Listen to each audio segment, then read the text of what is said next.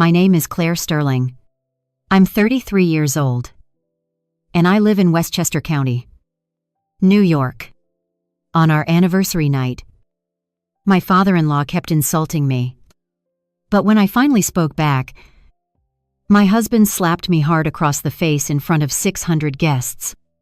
Everyone laughed at me. I wiped my tears, walked away, and made one single phone call. Dad, please come. Before I continue this story, let me know where you are watching from in the comments below. Hit like and subscribe if you have ever had to stand up to family who underestimated your worth. For the past decade, I have worked as a historic real estate consultant. It is a quiet profession, requiring patience and deep respect for the past. I prefer simple clothes and quiet living. My husband is the exact opposite. He is 35 years old and the vice president at his father's wealth management firm. Evan lives for the spotlight. He thrives on tailored suits, luxury cars, and the constant validation of his peers. Tonight was the absolute pinnacle of his social calendar, the 10th anniversary gala for his father's investment fund at the most exclusive country club in our state. The grand ballroom was a sea of crystal chandeliers and towering floral arrangements. Waiters in pristine white tuxedos circulated with silver trays of champagne. 600 of the most influential people in the city were in attendance, including politicians, corporate titans, and local celebrities. I stood near the main dining table nursing a glass of sparkling water. I was wearing a simple, elegant navy blue gown that I bought off the rack. I felt perfectly fine until I looked at my in-laws. My mother-in-law Eleanor held court near the center of the room. She wore a custom designer dress, costing more than my first car, and her neck was heavy with diamonds. Next to her stood my sister-in-law Lauren, wearing an ostentatious display of jewels. Lauren was accompanied by her husband Marcus. Marcus is an African-American corporate lawyer who handles the legal maneuvering for my father-in-law's firm. He stood there nursing a glass of expensive bourbon, calculating every social interaction. I tried to remain invisible, hoping the night would pass without incident. But in this family, my mere existence was considered an offensive disruption. My father-in-law Douglas stepped up to the main podium. The string quartet stopped playing, and a hush fell over the massive ballroom. Douglas tapped his crystal champagne flute with a silver spoon, commanding the attention of all 600 guests. He looked out over the crowd, his chest puffed with pride. Thank you all for gathering here to celebrate a decade of unprecedented growth and prosperity. He began, his voice echoing through the sound system. We built this firm on the foundation of excellence. In our world, success is not a coincidence. It is the result of breeding discipline and an unwavering commitment to our legacy. Our family understands the value of a superior bloodline. We do not just manage wealth. We preserve a standard of greatness that separates the exceptional from the ordinary. The crowd murmured, in polite agreement. I kept my eyes focused on my water glass, praying he would move on to thanking his employees. Instead, Douglas turned his gaze directly toward our table. His eyes locked onto me, and a cruel, calculated smile spread across his face. Of course, maintaining this legacy requires a certain level of magnanimity.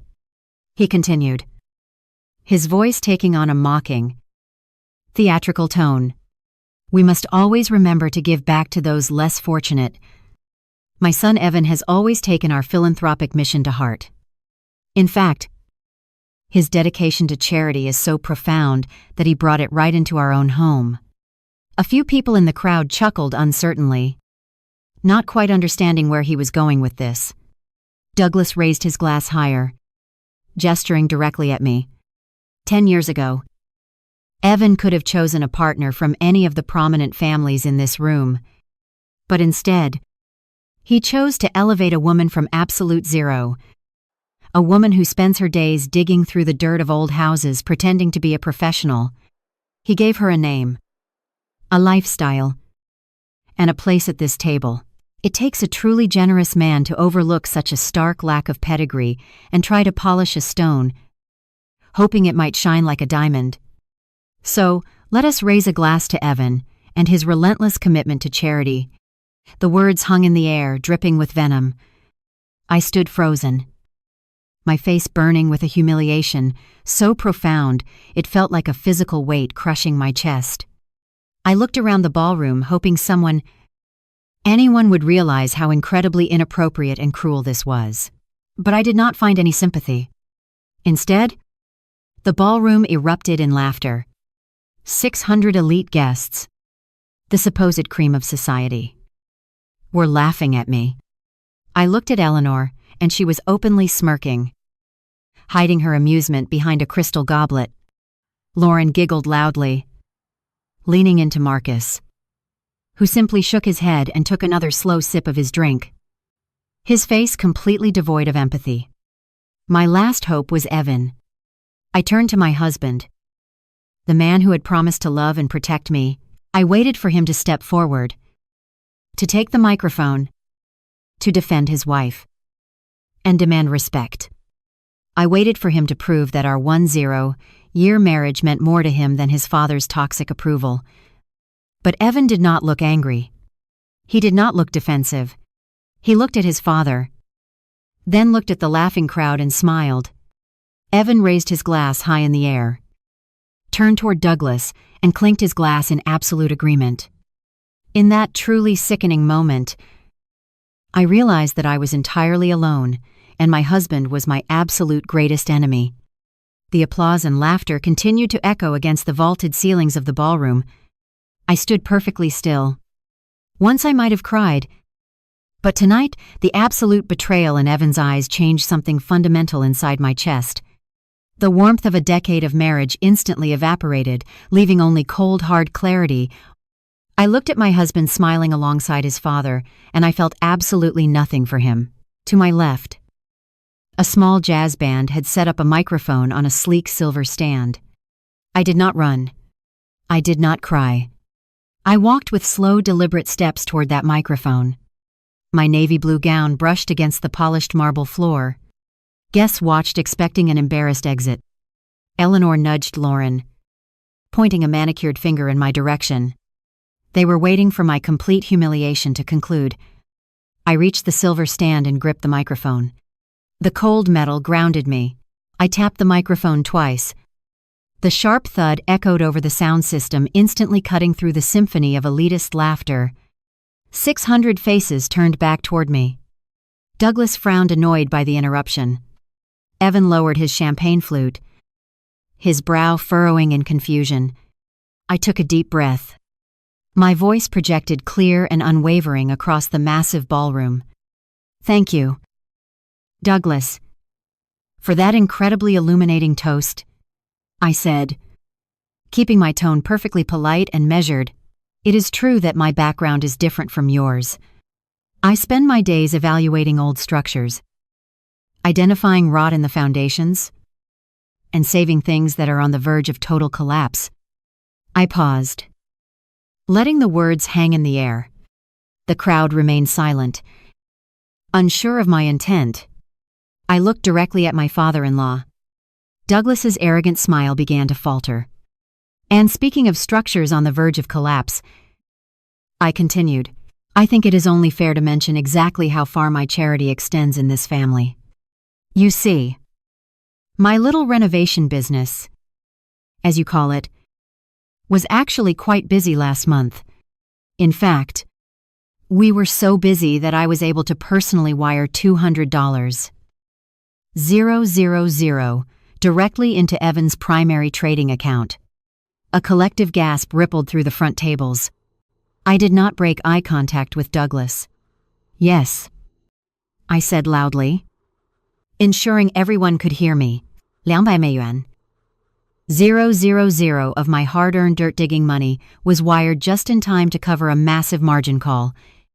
It seems the superior bloodline was about 48 hours away from defaulting on a highly leveraged commercial real estate position. So, you are absolutely right, Douglas. I do fix crumbling foundations. I just saved yours from total bankruptcy." The heavy silence that followed was absolute and truly terrifying. It was a suffocating quiet, where not a single human breath could be heard among the 600 elite guests. Then, the whispering began. It started like a low hiss, spreading rapidly from table to table. Investors leaned into each other, exchanging panicked glances. Corporate titans who had trusted Douglas with their millions suddenly looked directly at him with intense suspicion and deep fear. Douglas stood frozen at the podium. All the color drained from his face, leaving his skin a sickly pale gray. His jaw hung slightly open, completely stripped of his previous arrogance. Eleanor dropped her crystal goblet. It shattered against the marble floor, but she did not even look down. Her face was twisted in absolute horror as the social standing she worshipped began to disintegrate before her eyes. Lauren covered her mouth with both hands, looking frantically between me and her father. But it was Marcus who truly understood the gravity of my words. The brilliant, ruthless, corporate lawyer did not panic like the rest of them. Marcus narrowed his dark eyes and stared at me with chilling intensity. His legal mind was racing, calculating the damage. He realized in that split second that the quiet, unassuming daughter-in-law possessed intimate knowledge of their deepest financial vulnerabilities. I was not just an embarrassment to them anymore. I was an active, immediate threat to their entire empire. I turned my gaze away from Marcus and looked at my husband. Evan was shaking. His carefully constructed image of power and superiority was completely shattered. For a man who lived entirely for the validation of the upper class being exposed as a financial failure, saved by his working-class wife, was the ultimate emasculation. The wealthy peers he desperately wanted to impress were now looking at him with pity and disgust. His face turned a violent shade of red. The veins in his neck bulged against his expensive silk collar. He dropped his glass and let out a primal roar of rage. "You shut your mouth," he screamed, his voice cracking with pure fury. Evan charged across the ballroom floor. Guests scrambled out of his way, pulling their chairs back to avoid his blind rage. I stood my ground, holding the microphone, refusing to show any fear. He closed the distance between us in seconds. I thought he would grab the microphone or yell in my face. I never expected the violence that followed. Evan lunged forward, shifting his weight, and swung his right arm with all his strength. His open palm struck the side of my face with a sickening crack that echoed through the silent ballroom.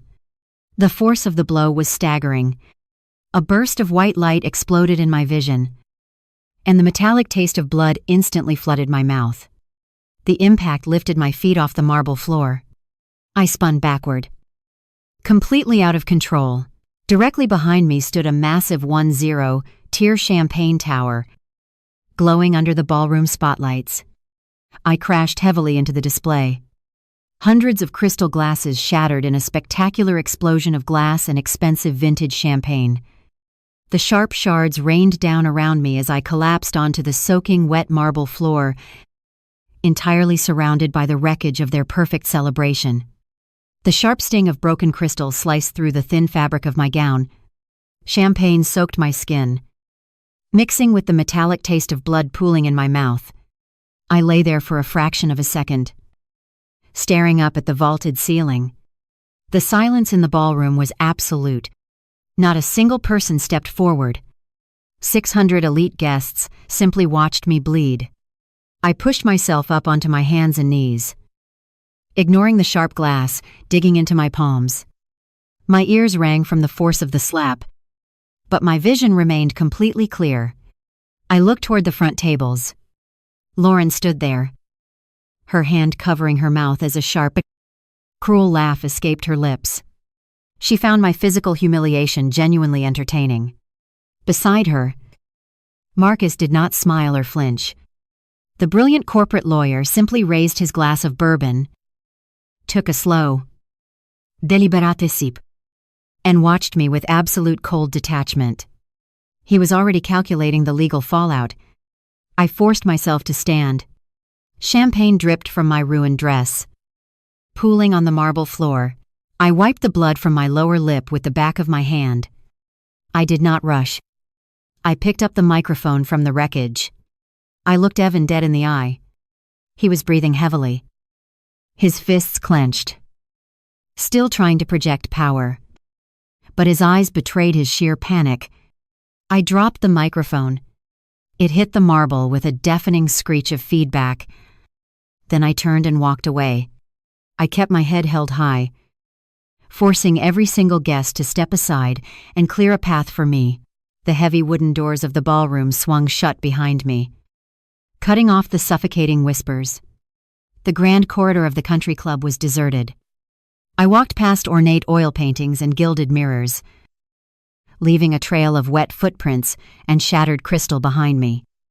The physical pain in my cheek was beginning to radiate across my entire face. But I refused to acknowledge it. I pushed open the door to the grand restroom. The space was pristine. Gold fixtures gleamed against white marble counters. I walked straight to the vanity and gripped the edge of the sink. I stared at my reflection. A dark purple bruise was already blossoming across my left cheekbone. My lip was split and swelling rapidly. My carefully styled hair hung in wet, matted strands against my neck. I looked like a victim. But looking at that bruised face, I did not feel like a victim. I felt a terrifying sense of freedom. For 10 years, I had played the role they assigned me. I had been the quiet, unassuming wife who smiled through the insults and swallowed the disrespect. I had hidden my true identity to prove I could be loved for who I was and not for what my family possessed. Tonight, Evan proved that my experiment in living a normal life was a complete failure. He did not love me. He loved the control he thought he had over me. I reached into the small, hidden pocket of my ruined gown and pulled out my phone. The screen was cracked from the fall, but it still worked. I opened my contacts. I scrolled past the decorators, the contractors, the historical preservation boards. I scrolled past Evan and Eleanor and Lauren. I stopped at a number I had not dialed in a decade. A number belonging to a man whose very name commanded fear and absolute respect in the highest echelons of global finance. My thumb hovered over the screen. Calling this number meant the end of my quiet life. It meant unleashing a force that would completely obliterate the fragile world Evan and his arrogant family had built. It meant returning to the empire I had walked away from. I looked at my bruised face one last time. I pressed the call button and raised the phone to my ear. The line rang only once. It did not go to an assistant. It did not go to a secretary. A deep, commanding voice answered immediately. The voice of a man who controlled billions of dollars and countless lives. He only said one word. Claire. I closed my eyes. The 10 years of distance vanished in an instant. I did not cry. I did not explain the gala, or the slap, or the humiliation.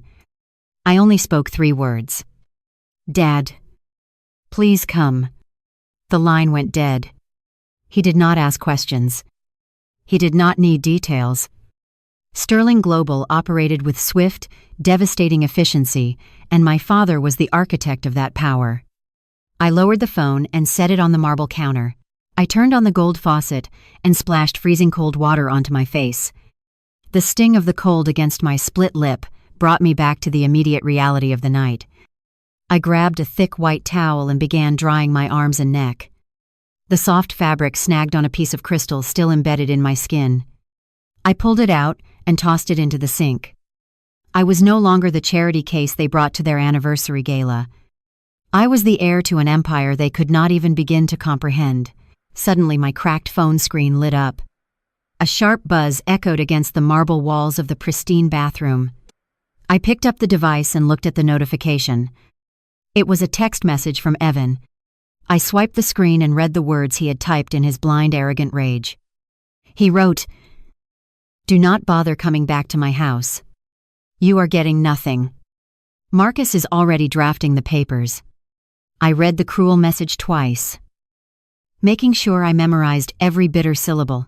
He believed he held all the power, I locked the screen and placed the phone inside my ruined pocket. The game was finally changing, and my husband had absolutely no idea what was coming next. I left the country club through the service exit, avoiding the valet staff. My ruined gown clung to my skin, and the cold night air bit into the fresh bruise on my cheek. I hailed a passing taxi, sliding into the back seat, and giving the driver the address of the marital home I had shared with Evan for the past decade. The house was a stunning piece of late 19th century architecture. I had personally spent 3 years restoring its original mahogany trim and repairing the slate roof. The taxi pulled away, leaving me standing on the pristine brick driveway. I walked up the front steps and reached for the electronic keypad governing the heavy oak door. I punched in the 6-digit code we used. A harsh red light blinked back at me. Access denied. I tried again, pressing the numbers firmly. The red light flashed a second time, followed by a sharp automated beep. Marcus moved faster than I anticipated. The ruthless corporate lawyer had likely dispatched an emergency locksmith the moment Evan sent that text message. They wanted to lock me out completely, separating me from my passport, my financial documents, and every personal belonging I owned. They thought they could leave me shivering on the porch like a discarded stray. But they forgot who actually restored this house. I turned away from the front door and walked down the narrow side path. Slipping past the manicured hedges and tall iron gates, I made my way toward the rear of the estate where the foundation met the sloping garden. The shadows were deep here, hiding the original stonework. During the foundation repairs, I had insisted on preserving an old coal chute window near the basement utility room. Evan demanded it be sealed with concrete, but I convinced the contractors to install a reinforced latch that could be bypassed if you knew the exact pressure point to strike. I knelt in the damp soil, ruining my silk gown even further. I reached under the cast iron grate, feeling for the hidden mechanism. My fingers found the cold steel lever. I pressed upward with my thumb and applied my weight against the frame. The old hinges groaned in protest, but gave way. The small window swung inward, revealing the pitch-black basement. I slipped through the narrow opening, dropping quietly onto the concrete floor below. The darkness enveloped me, but I did not need a light. I navigated the basement entirely by memory, weaving past the wine cellar and the climate control units until I reached the main staircase. I climbed the wooden steps in total silence. My bare feet made no sound against the polished oak floors. The house was completely empty, but it felt entirely alien to me. I marched straight up the grand staircase toward the master bedroom. I only needed my passport, my private hard drive, and a few essential items before my father arrived. I pushed open the heavy double doors of the master suite and stepped inside. The soft moonlight filtered through the sheer curtains, illuminating a scene of absolute disrespect. Lined up against the far wall were 6 heavy-duty black trash bags. They were bulging and haphazardly tied.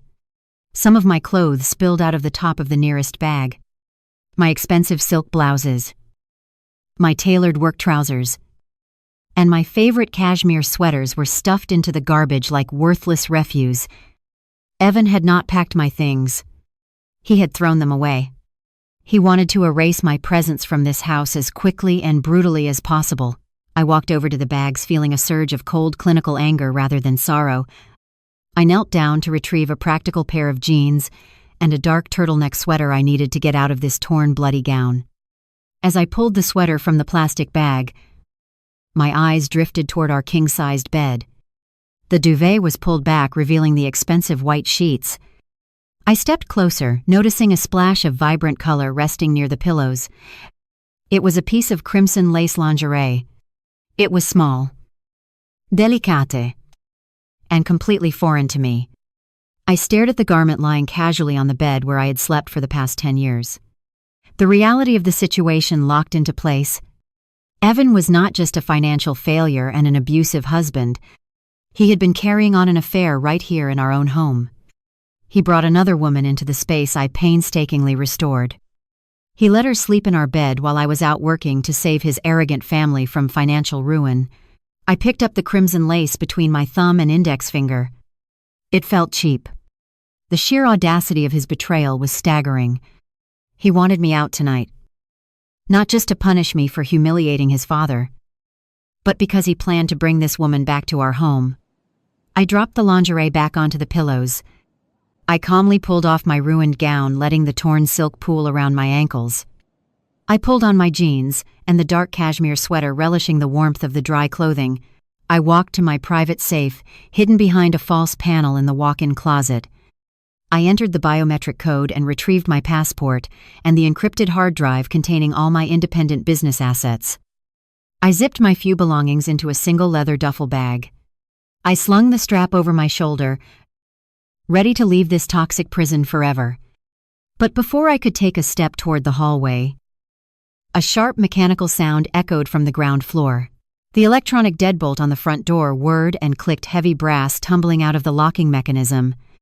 The heavy oak door swung open, hitting the entryway wall with a loud thud. I froze, standing perfectly still in the shadows of the master closet. Footsteps echoed against the marble foyer. Heavy, deliberate steps of two men walking with total ownership of the space. I heard Evan laughing. A cruel and arrogant sound. He was not alone. He had brought his legal mastermind with him. Marcus spoke, his deep voice carrying clearly up the grand staircase. The lawyer was outlining the exact legal maneuvers he planned to execute by morning, detailing how they would freeze my bank accounts and ensure I left the marriage with nothing but the clothes on my back. Their footsteps moved past the kitchen and began ascending the stairs. They were heading directly toward the master bedroom. Unaware that the woman they intended to destroy was standing quietly in the dark. Waiting for them, I stood perfectly still in the darkness of the master closet, gripping the heavy strap of my leather duffel bag. The footsteps crossed the threshold of the bedroom. The harsh glare of the overhead lights flickered on instantly, banishing the soft moonlight. Evan let out a sharp and let out a breath on the floor. He knew immediately that I had bypassed his security measures. I did not wait for him to search the room. I stepped out of the shadows and walked calmly into the center of the master suite. My dark cashmere sweater and jeans provided a stark contrast to the glittering spectacle of the gala I had just escaped. Evan glared at me, his jaw clenched tight. The red mark from where he had struck my face was mirrored by the dark purple bruise blooming across my own cheekbone. "You always were a stubborn problem," Evan sneered. Stepping aside to let his legal mastermind enter the room, Marcus walked in with the absolute confidence of a man who owned the world. He wore a perfectly tailored charcoal suit, his expression completely devoid of any human empathy. He carried a thick leather-bound folder in his right hand. He did not say a word of greeting. He simply walked over to the king-sized bed and dropped the heavy stack of legal documents onto the pristine white sheets. The heavy folder landed right next to the cheap crimson lace lingerie Evan had left out for his mistress. Marcus adjusted his cuffs and looked at me with cold calculation. "We are going to make this very simple, Claire," Marcus began, his deep voice echoing in the large room. "You humiliated Douglas tonight. You threatened the stability of the family fund. Therefore, your tenure in this family is officially terminated. The documents on that bed represent a clean break divorce settlement. At least that is how it is titled. It is actually a highly restrictive postnuptial agreement drafted retroactively to protect Evan from your erratic behavior." I looked at the thick stack of papers, then back at the ruthless corporate lawyer. I did not shout or cry. I simply asked him to explain exactly how he planned to enforce a retroactive agreement. Marcus smiled. It was a chilling, predatory expression. He relished the opportunity to dismantle an opponent. He stepped closer to the bed, tapping the leather folder with a manicured finger. "You see, Claire, you made a critical error when you deposited your earnings into the joint marital accounts," Marcus explained using his sharpest legal jargon. "Over the past 18 months, I have been acting as Evan's fiduciary counsel. I established a series of shell corporations under the guise of commercial real estate investments. Every dollar you earned from your historic preservation business, every single wire transfer you made was systematically routed into those holding companies.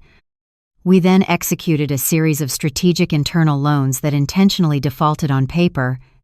The liquidity did not vanish. It was legally restructured and transferred into an irrevocable offshore trust located in the Cayman Islands. My mind raced as I processed the sheer magnitude of their financial betrayal. They had not just planned to divorce me. They had been actively stealing from me for over a year. I stared at Marcus, forcing him to reveal the rest of his malicious strategy. "And who is the beneficiary of this offshore trust?" I asked, keeping my voice dangerously level. Lauren, Marcus replied without a single hint of remorse. "My wife is the sole beneficiary of the trust.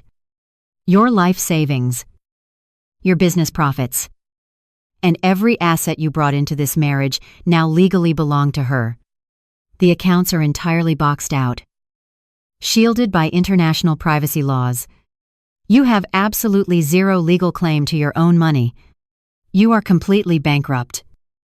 "Claire." Evan barked a cruel, arrogant laugh. He walked over to the bed and picked up the crimson lingerie, tossing it carelessly onto the floor. "You actually thought you could walk into our gala and threaten my father?" Evan mocked, his eyes flashing with vindictive delight. "You thought wiring $200,000 made you powerful. You are nothing but a glorified construction worker. We took your money because you were too stupid to notice. Now you have no family to protect you, no savings to hire a lawyer, and absolutely no place to sleep tonight." I tightened my grip on the duffel bag, analyzing their entire strategy. They were relying on shock and financial devastation to force my compliance. They believed I was an isolated working-class woman who would crumble under the weight of their elite legal maneuvering. Marcus reached inside his tailored jacket and produced a sleek silver pen. He clicked it once. The sharp metallic sound broke the heavy tension in the room. He held the pen out toward me, offering it like a weapon. "You have two choices," Marcus said, his voice dropping to a dangerous, authoritative timbre. "You can take this pen and sign the agreement on the last page. If you sign, you agree to waive all right to spousal support and relinquish any claim to the stolen funds.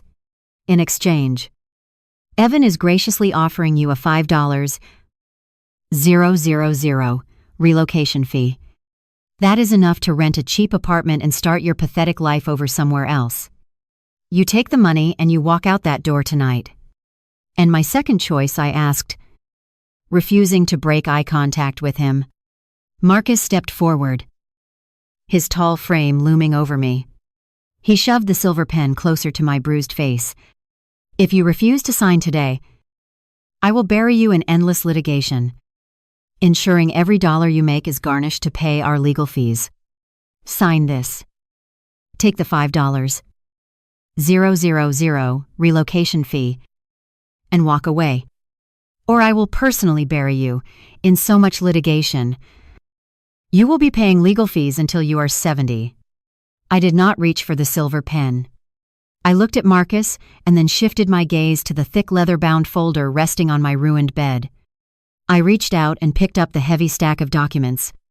The paper felt thick and expensive.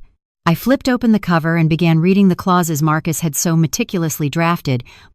The level of malice embedded in the legal jargon was genuinely impressive. They had included financial waivers. Marcus had written in a permanent gag order preventing me from ever speaking about the family or their business practices. There was a strict non-compete clause designed to completely destroy my historic preservation career by barring me from working within a 500-mile radius. The final page even included a drafted admission of fault, stating that I had caused the breakdown of the marriage due to my own unstable behavior.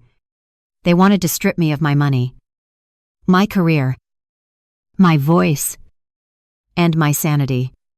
I read the final lines, noting the specific blank space left for my signature. Evan watched me with a triumphant smirk, clearly believing that the sheer weight of the legal threats had finally crushed my spirit. Marcus stood perfectly still, waiting for me to accept my total defeat. They both expected me to break down in crying, to beg for a larger settlement, or to simply sign my life away out of sheer terror. Instead, I closed the folder. I looked Marcus directly in the eyes. I gripped the thick stack of premium legal paper with both hands. I braced my wrists and twisted my grip, applying all my strength. The sound of thick paper tearing ripped through the silence of the master bedroom. I tore the entire postnuptial agreement perfectly in half. I let the severed pieces of their meticulous legal trap fall from my hands. The heavy halves landed with a dull thud directly onto the toes of Marcus's expensive Italian leather shoes. I turned my back on the ruthless lawyer and walked over to my dark corner of the room. I reached down and picked up the heavy strap of my leather duffel bag. Slinging it securely over my shoulder, I stood tall, feeling the solid weight of my encrypted hard drive and my passport pressing against my side. I had everything I needed to destroy them. Evan stared at the torn documents on the floor, then erupted into a cruel, mocking laugh. "You are completely delusional, Claire," he sneered, taking a step toward me. "You think tearing up a piece of paper changes your reality. You have absolutely nothing. You have no family to run to. You have no trust fund to fall back on as Datwargada. You have no powerful daddy to call for a rescue. You are just a stray dog we brought in from the cold." Evan continued to close the distance, his voice rising in volume and viciousness. "I gave you everything you have. I elevated you. And now you are going back to the gutter. Where exactly do you think you are going to go tonight? Your bank accounts are frozen. Your credit cards will decline the second you try to swipe them. You cannot afford a hotel. You cannot even afford a cab ride across the city. You will be sleeping on the wet concrete like a homeless beggar by midnight." Marcus crossed his arms, looking at me with pure disdain. "You made a very poor calculation, Claire. I will file the original digital copies tomorrow morning. You will be served with a lawsuit so massive it will ensure you never work in this state again. You should have taken the $5. Ling ling ling. I did not offer a single word of rebuttal. I did not need to defend myself to men who were already financially dead. I simply adjusted the strap of my duffel bag and started walking toward the bedroom door. Evan blocked my path. His face twisted with arrogant rage. He grabbed my upper arm, his fingers digging painfully into my skin. He shoved me forcefully toward the hallway. "Get out of my house," Evan shouted, pushing me toward the grand staircase. "Get out before I have you arrested for trespassing." I caught my balance and descended the stairs, my bare feet hitting the polished wood. Evan followed closely behind me, shoving me again when I reached the grand foyer. Marcus descended the stairs at a slower pace, watching my eviction with clinical satisfaction. Evan marched to the heavy oak front door and yanked it open. A violent storm had rolled in from the coast while I was inside. The wind howled through the open doorway, driving sheets of freezing rain onto the marble floor of the foyer. Lightning flashed in the distance, illuminating the manicured lawns and the dark brick driveway. The temperature had plummeted. Evan shoved me one final time, pushing me hard through the open doorway. I stumbled onto the wet stone porch, barely keeping my footing. The freezing rain instantly soaked my dark cashmere sweater and my jeans. I turned around to face my husband. Evan stood in the warm, dry foyer, a cruel smile plastered across his face. "Welcome back to the real world," Evan mocked, raising his voice to be heard over the roaring wind. "Have a nice life in the gutter, Claire." He grabbed the heavy brass handle and slammed the oak door shut. The loud crack of the deadbolt sliding into place echoed over the thunder. I was officially locked out in the cold. I walked slowly down the stone steps and stepped onto the flooded brick driveway. The freezing rain beat down on my shoulders, matting my hair against my bruised cheek. The wind whipped past me, chilling me to the bone. I stood completely alone on the dark curb of the massive estate, gripping my leather duffel bag. The street was entirely empty. The upscale neighborhood was silent, except for the violent sounds of the pouring rain and the distant rumble of thunder.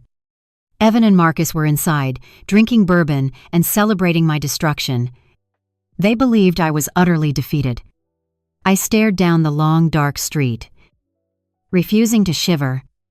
Suddenly, the pitch-black darkness of the wealthy neighborhood was pierced by a blinding set of LED headlights. The intense white beams cut through the driving rain, sweeping across the wet pavement. It was not just one vehicle. A massive fleet of 3 identical black Cadillac Escalades emerged from the storm. The heavy luxury SUVs drove in perfect menacing synchronization. The convoy glided smoothly up the street, their tires hissing against the flooded asphalt. The 3 massive vehicles pulled up to the curb and came to a seamless halt directly in front of me. The heavy engines idled with a low, powerful hum vibrating through the flooded pavement beneath my bare feet. Rain lashed against the dark-tinted windows, but the convoy remained perfectly still. The synchronized arrival of these luxury SUVs was not a coincidence. It was a calculated display of absolute precision and terrifying resources. I stood there shivering in my soaked cashmere sweater, clutching my leather duffel bag as the blinding white headlights cut through the torrential downpour. Behind me, the heavy oak front door of the estate swung open once again.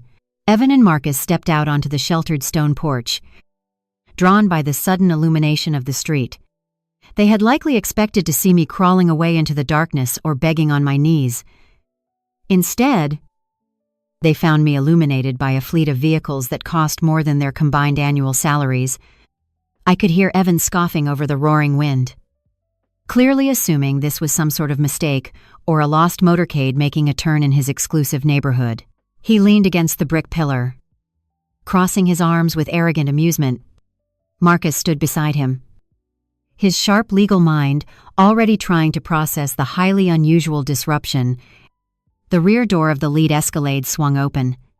A man in a pristine dark suit stepped out into the freezing rain. He did not flinch against the storm. He opened a massive black umbrella, holding it steady with military discipline. He turned and extended his free hand toward the dark interior of the vehicle. Then my father stepped out. Sterling moved with the kind of effortless authority that cannot be bought or faked.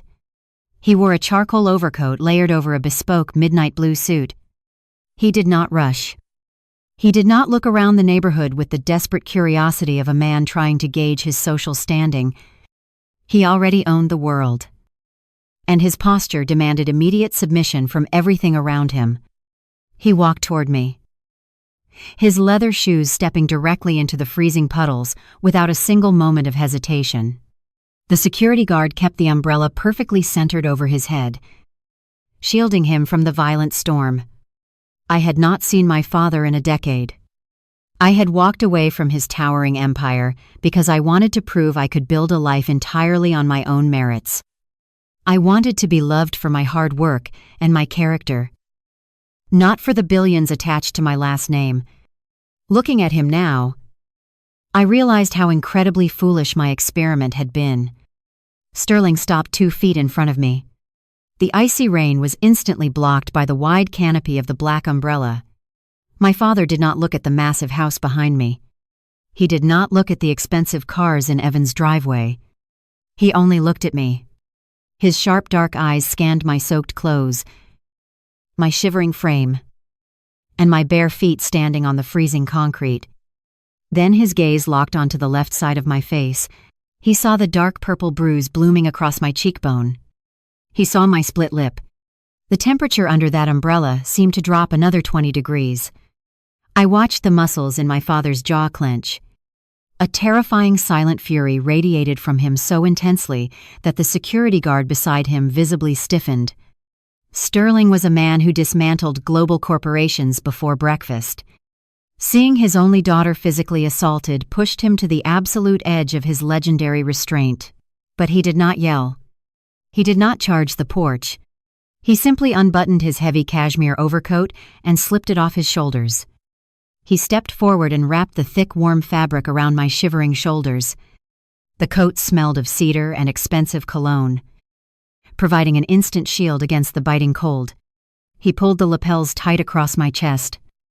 Securing my leather duffel bag underneath the heavy wool, he lifted his hand and gently brushed a wet strand of hair away from my uninjured cheek. "Get in?"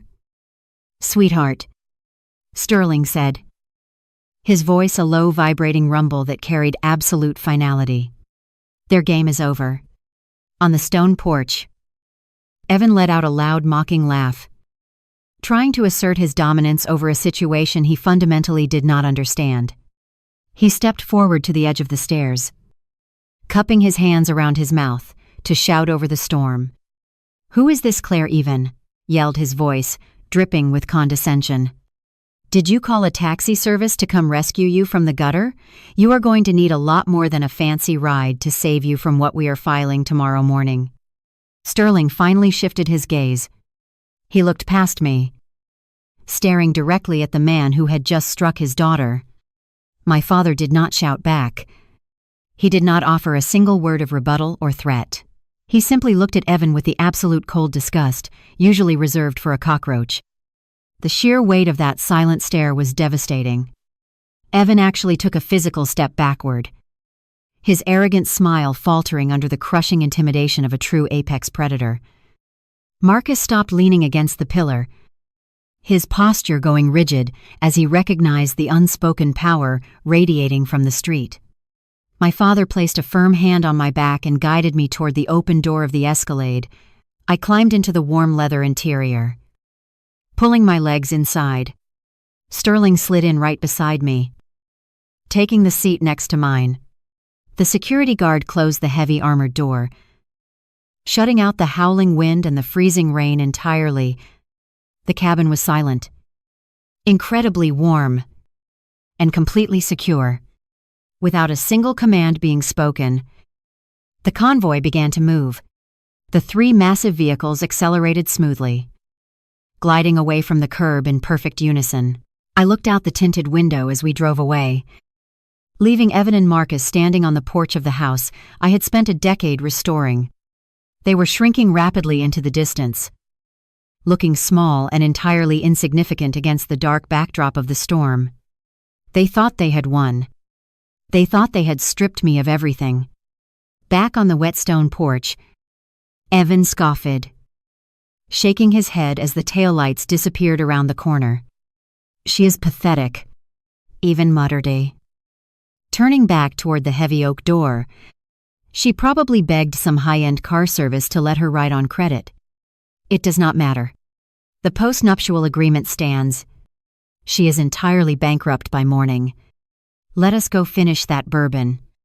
Marcus did not respond immediately. The brilliant corporate lawyer stood frozen, staring at the empty street. Something about the precision of that convoy unsettled his deeply analytical mind. He reached into his tailored suit jacket as his phone began to vibrate violently. It was not a standard text message notification. It was the high-pitched emergency alert tone tied exclusively to his secure banking application. Marcus swiped the screen, his dark eyes scanning the urgent notification. The blood instantly drained from his face, leaving his expression slack with sudden absolute terror. Evan stopped at the door, looking back at his brother-in-law. "What is it?" Evan asked, annoyed by the delay. Marcus swallowed hard, his thumb hovering over the glaring red text on his screen. "A massive withdrawal attempt on our firm's primary credit line was just initiated," Marcus whispered, his voice cracking with panic. "And it was instantly blocked by an unknown corporate entity. Our entire operating liquidity has just been seized.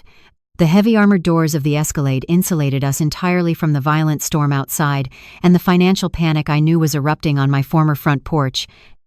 My father did not speak during the drive. He simply stared straight ahead. In his presence, a silent fortress against the chaos of the night. I pulled his cashmere overcoat tighter around my shivering frame. Gripping my leather duffel bag, we drove through the slick, flooded streets of the city, leaving the affluent suburbs behind and entering the towering concrete canyons of the financial district.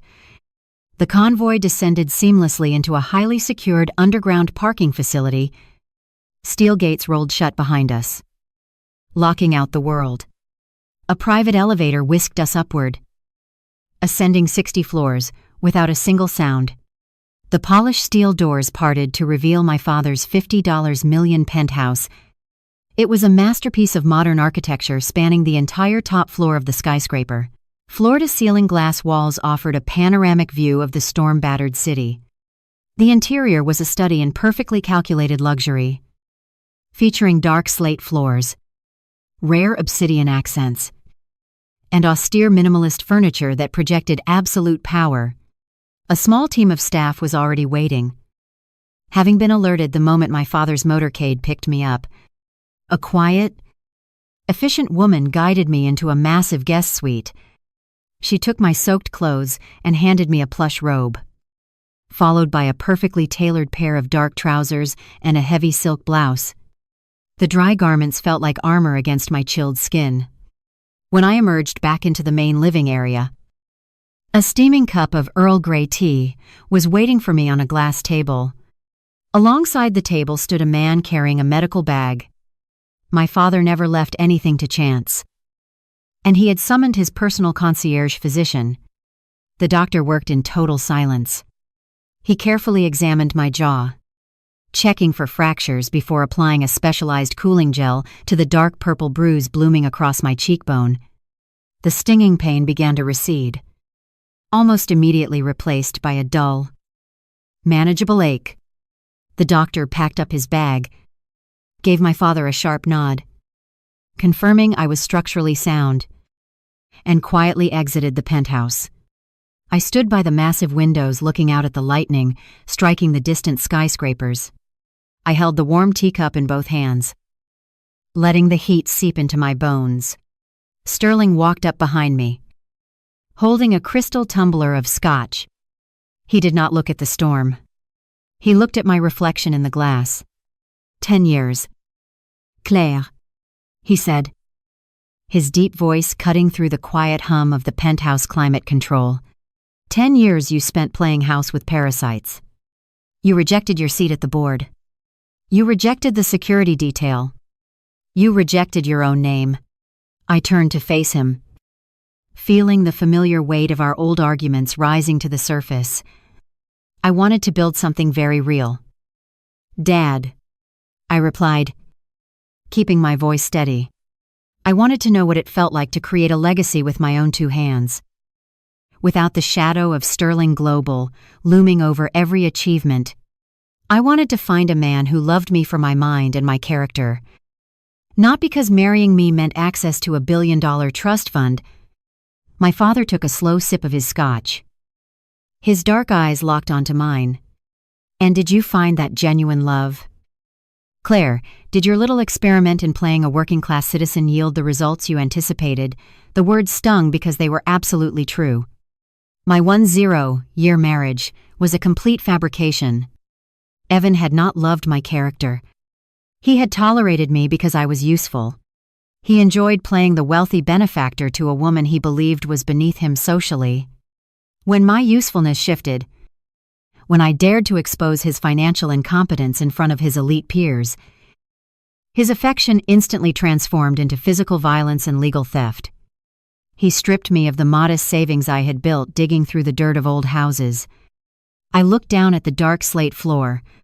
No, I admitted quietly. I was wrong. They did not want a partner. They wanted a prop.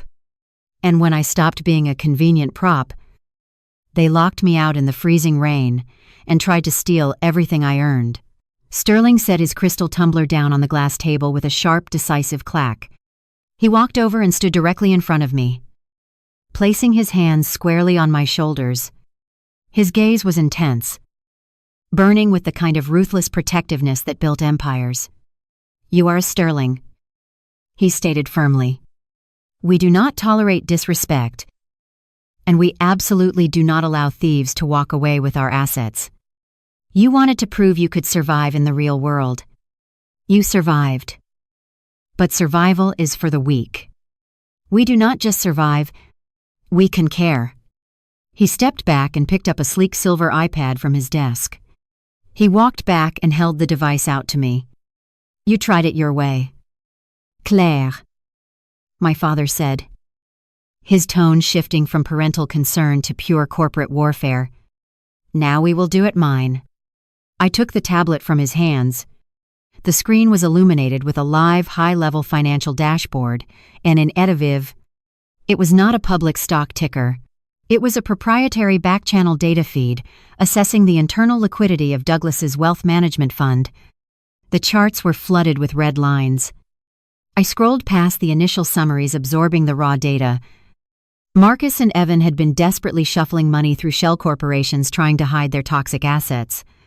The $200,000 I had wired them was barely a drop in an endless ocean of debt. They were highly overleveraged on commercial real estate, and their margin calls were multiplying by the hour. The fund was actively hemorrhaging money at an incredibly unsustainable rate. My father watched my reaction carefully. He knew me well enough to understand that I was not looking for a simple act of vengeance. I did not want Evan beaten in an alley. And I certainly did not want my father to just throw money at the problem until it disappeared. I wanted them dismantled. I wanted the arrogant structure they had built their entire identity upon to be taken apart brick by brick until nothing remained but the truth of their incompetence. "We can crush them by morning," my father said, his voice steady and clinical. "One phone call to the regulatory boards, and they are finished. Their firm will be shuttered. And Marcus will be facing disbarment before he finishes his morning coffee." I shook my head, my eyes still locked on the red lines bleeding across the iPad screen. "No," I replied softly. "If you destroy them from the outside, they will just spin a narrative that they were the victims of a hostile corporate takeover. They will play the martyrs. They need to be the architects of their own destruction. I want them to look at the paperwork and realize they built their own guillotine." Sterling smiled. A terrifying, proud expression that mirrored my own cold calculation. He reached into his suit pocket and pulled out a heavy silver pen, placing it next to a leather-bound contract on his desk. "Then it is time you stopped playing in the dirt and took your proper place," he said. "The position of Executive Vice President of Acquisitions has been empty for 3 years. I have been holding it for you. Sign the contract. Claire. Become the apex predator you were born to be." I did not hesitate. I picked up the silver pen.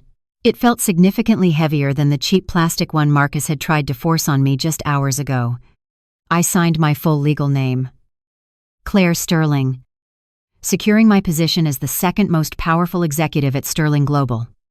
"Good," my father said, taking the contract and locking it in a secure drawer. "Now show me how you plan to execute this family." I pulled up the detailed portfolio of Douglas's wealth management fund on the iPad. I bypassed the standard metrics and dug directly into their hard assets. Evan and Marcus had been incredibly sloppy, attempting to mask their leverage. I highlighted a specific commercial real estate development located in the booming tech corridor of the city. It was a massive multi-use complex projected to house luxury retail spaces and high-end corporate offices. "Look at this project," I said, pointing to the staggering numbers attached to the development. 6 months ago, Evan brought this proposal to the dinner table, bragging about how it would cement their legacy. I reviewed the architectural plans and the structural assessments. I specifically warned him that the foundation of the primary building was compromised by a subterranean water table issue. I told him the remediation cost alone would bankrupt the project before they even poured the first floor of concrete. Sterling leaned over, examining the data. "And he ignored your assessment completely," I confirmed, my voice hardening at the memory. "He told me I was just a glorified contractor who did not understand high-level commercial financing. He said his engineers assured him the water issue was a minor inconvenience." I tapped the screen, bringing up the current construction reports. It was not a minor inconvenience. They are currently $60 million over budget, just trying to keep the foundation from sinking into the mud. They leveraged the entire family fund against this single development. When the margin calls hit last month, They started pulling liquidity from their clients' accounts to cover the construction delays.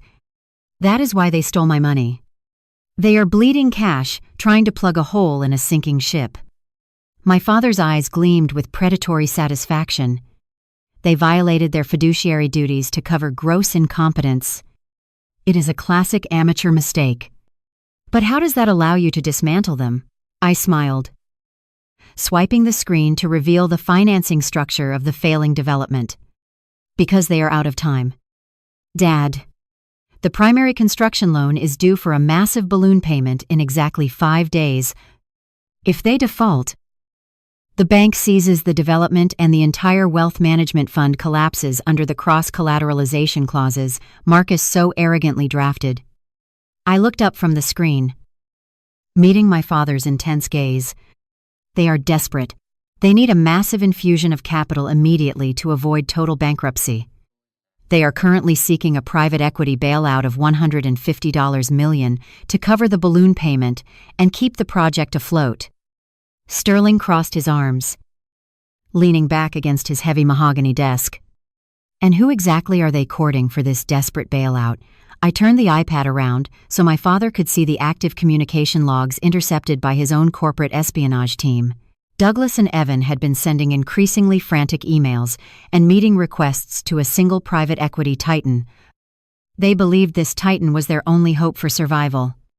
They were practically begging for an audience willing to offer absurdly favorable terms just to secure the cash. They are courting us, I said, the reality of the situation perfectly aligning. Douglas and Evan are currently begging Sterling Global for a $150 million lifeline. They have absolutely no idea that the woman they just locked out in the freezing rain is the executive vice president of the very company they are relying on to save their lives. The morning after my father's intervention, the reality of my new position settled over me. I was no longer the unassuming daughter-in-law trying to fit into a world that despised me. I was Claire Sterling, executive vice president of acquisitions. And I had the full weight of a global empire at my disposal.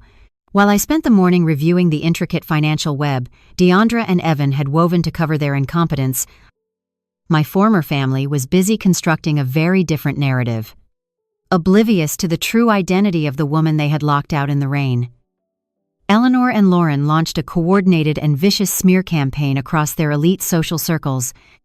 My phone, which I had kept active specifically to monitor their behavior, began buzzing with forwarded messages and screenshots from former acquaintances. Eleanor, ever the calculating socialite, wasted no time weaponizing the country club gossip network. At a charity luncheon she hosted that very morning, she played the part of the devastated, betrayed mother-in-law to perfection. According to the accounts relayed to me, Eleanor stood before her peers dabbing at her eyes with a lace handkerchief and wove a tale of profound deception. She claimed that I had been systematically embezzling funds from Evan's personal accounts for years, hiding the money in offshore accounts. The story she spun painted me as a manipulative gold digger who had feigned a simple working-class background only to bleed her son dry. Lauren, eager to participate in my destruction, added her own venomous details to the narrative. She gleefully told anyone who would listen that the reason I had disappeared so quickly after the gala was because I had a secret benefactor waiting in the wings. She described the fleet of black Escalades that had arrived to pick me up, twisting the arrival of my father's security detail into a scandalous affair. Lauren claimed that I had run off with a wealthy older sugar daddy, abandoning my marriage the moment my embezzlement was discovered. The sheer audacity of their lies was breathtaking. But in the echo chamber of their privileged world, the story took root immediately. They were banking on my silence, assuming I was too impoverished and humiliated to defend myself against their combined social influence. The malicious rumors were merely the social component of their attack. Evan, furious and desperate to regain the power he felt slipping away, decided to dismantle the only thing he thought I still possessed. My career. My historic preservation business was built on a decade of meticulous work, specialized knowledge, and relationships with key preservation boards across the state. Evan, leveraging his position at the Wealth Management Fund and the influence of his father's name, began calling in favors. He contacted the chairman of 3 major historic preservation boards, men who either owed his family money or relied on their firm for investment advice. By early afternoon, the consequences of Evan's aggressive networking materialized. I received a formal email from the State Historical Commission notifying me that my consulting contract for a highly publicized downtown revitalization project had been abruptly terminated, citing unforeseen administrative restructuring. Less than an hour later, 2 more emails arrived from separate municipal preservation boards, indefinitely suspending my involvement in upcoming heritage site evaluations. Evan had successfully blacklisted me from the primary sources of my professional income. He had orchestrated a coordinated strike to ensure that even if I tried to rebuild my life, I would find every door firmly shut. The final insult arrived via text message. My phone chimed, displaying a notification from Evan. I opened the message to find a screenshot of an email from one of the board chairmen confirming the termination of my contract. Beneath the image, Evan had typed a single gloating sentence. "I told you that you were going back to the gutter. You are finished in this city." He was reveling in his perceived victory, confident that he had completely neutralized the threat I posed and reasserted his absolute dominance over my life. I stared at the text message, analyzing the pathetic arrogance behind it. Evan believed he was playing a high-stakes game of chess, strategically removing my pieces from the board. He did not realize that while he was busy manipulating local preservation boards, I was operating on a scale he could not even begin to comprehend. I did not feel the crushing despair he intended to inflict. Instead, his petty vindictiveness only solidified my resolve to execute the financial dismantling I had planned. I did not reply to his text. I did not offer him the satisfaction of knowing he had provoked a reaction. Silence in this instance was the most terrifying response I could give. I set my phone face down on the heavy mahogany desk in my new office at Sterling Global. I turned my attention back to the sleek silver iPad displaying the comprehensive financial data of the Evan family's various assets and affiliations. My father's intelligence team had compiled a meticulous dossier on Eleanor's social standing, recognizing that her power in their circles was entirely dependent on her position as the president of the exclusive Briarwood Country Club. It was the same club where she had hosted the anniversary gala, the same club where she was currently spreading her malicious lies about me. The country club, like many elite institutions, relied heavily on discreet financing to maintain its pristine golf courses, lavish facilities, and extravagant events. I pulled up the debt structure for Briarwood. The club had recently undertaken a massive multi-million-dollar renovation of its clubhouse and dining facilities funded by a substantial line of credit from a regional bank. That line of credit was currently active, and the debt was bundled into a larger portfolio managed by a secondary financial institution.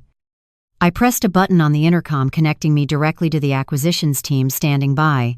I instructed them to initiate the immediate purchase of the entire debt portfolio holding the Briarwood Country Club's line of credit. The maneuver was swift, aggressive, and entirely legal. Within 20 minutes, the acquisition was finalized. Sterling Global was now the primary debt holder for the institution that served as the foundation of Eleanor's social empire. I smiled a cold, calculated expression mirroring my father's. Eleanor believed she controlled the narrative within the walls of that club.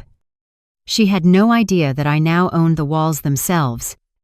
I set the Briarwood Country Club acquisition file aside and shifted my focus back to the primary target. Eleanor's social destruction was merely a localized tremor. The absolute financial obliteration of Douglas's wealth management firm was the impending earthquake.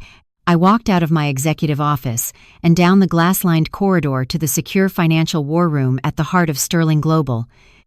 The space was a command center of blinking servers and wall-to-wall digital displays tracking global market fluctuations.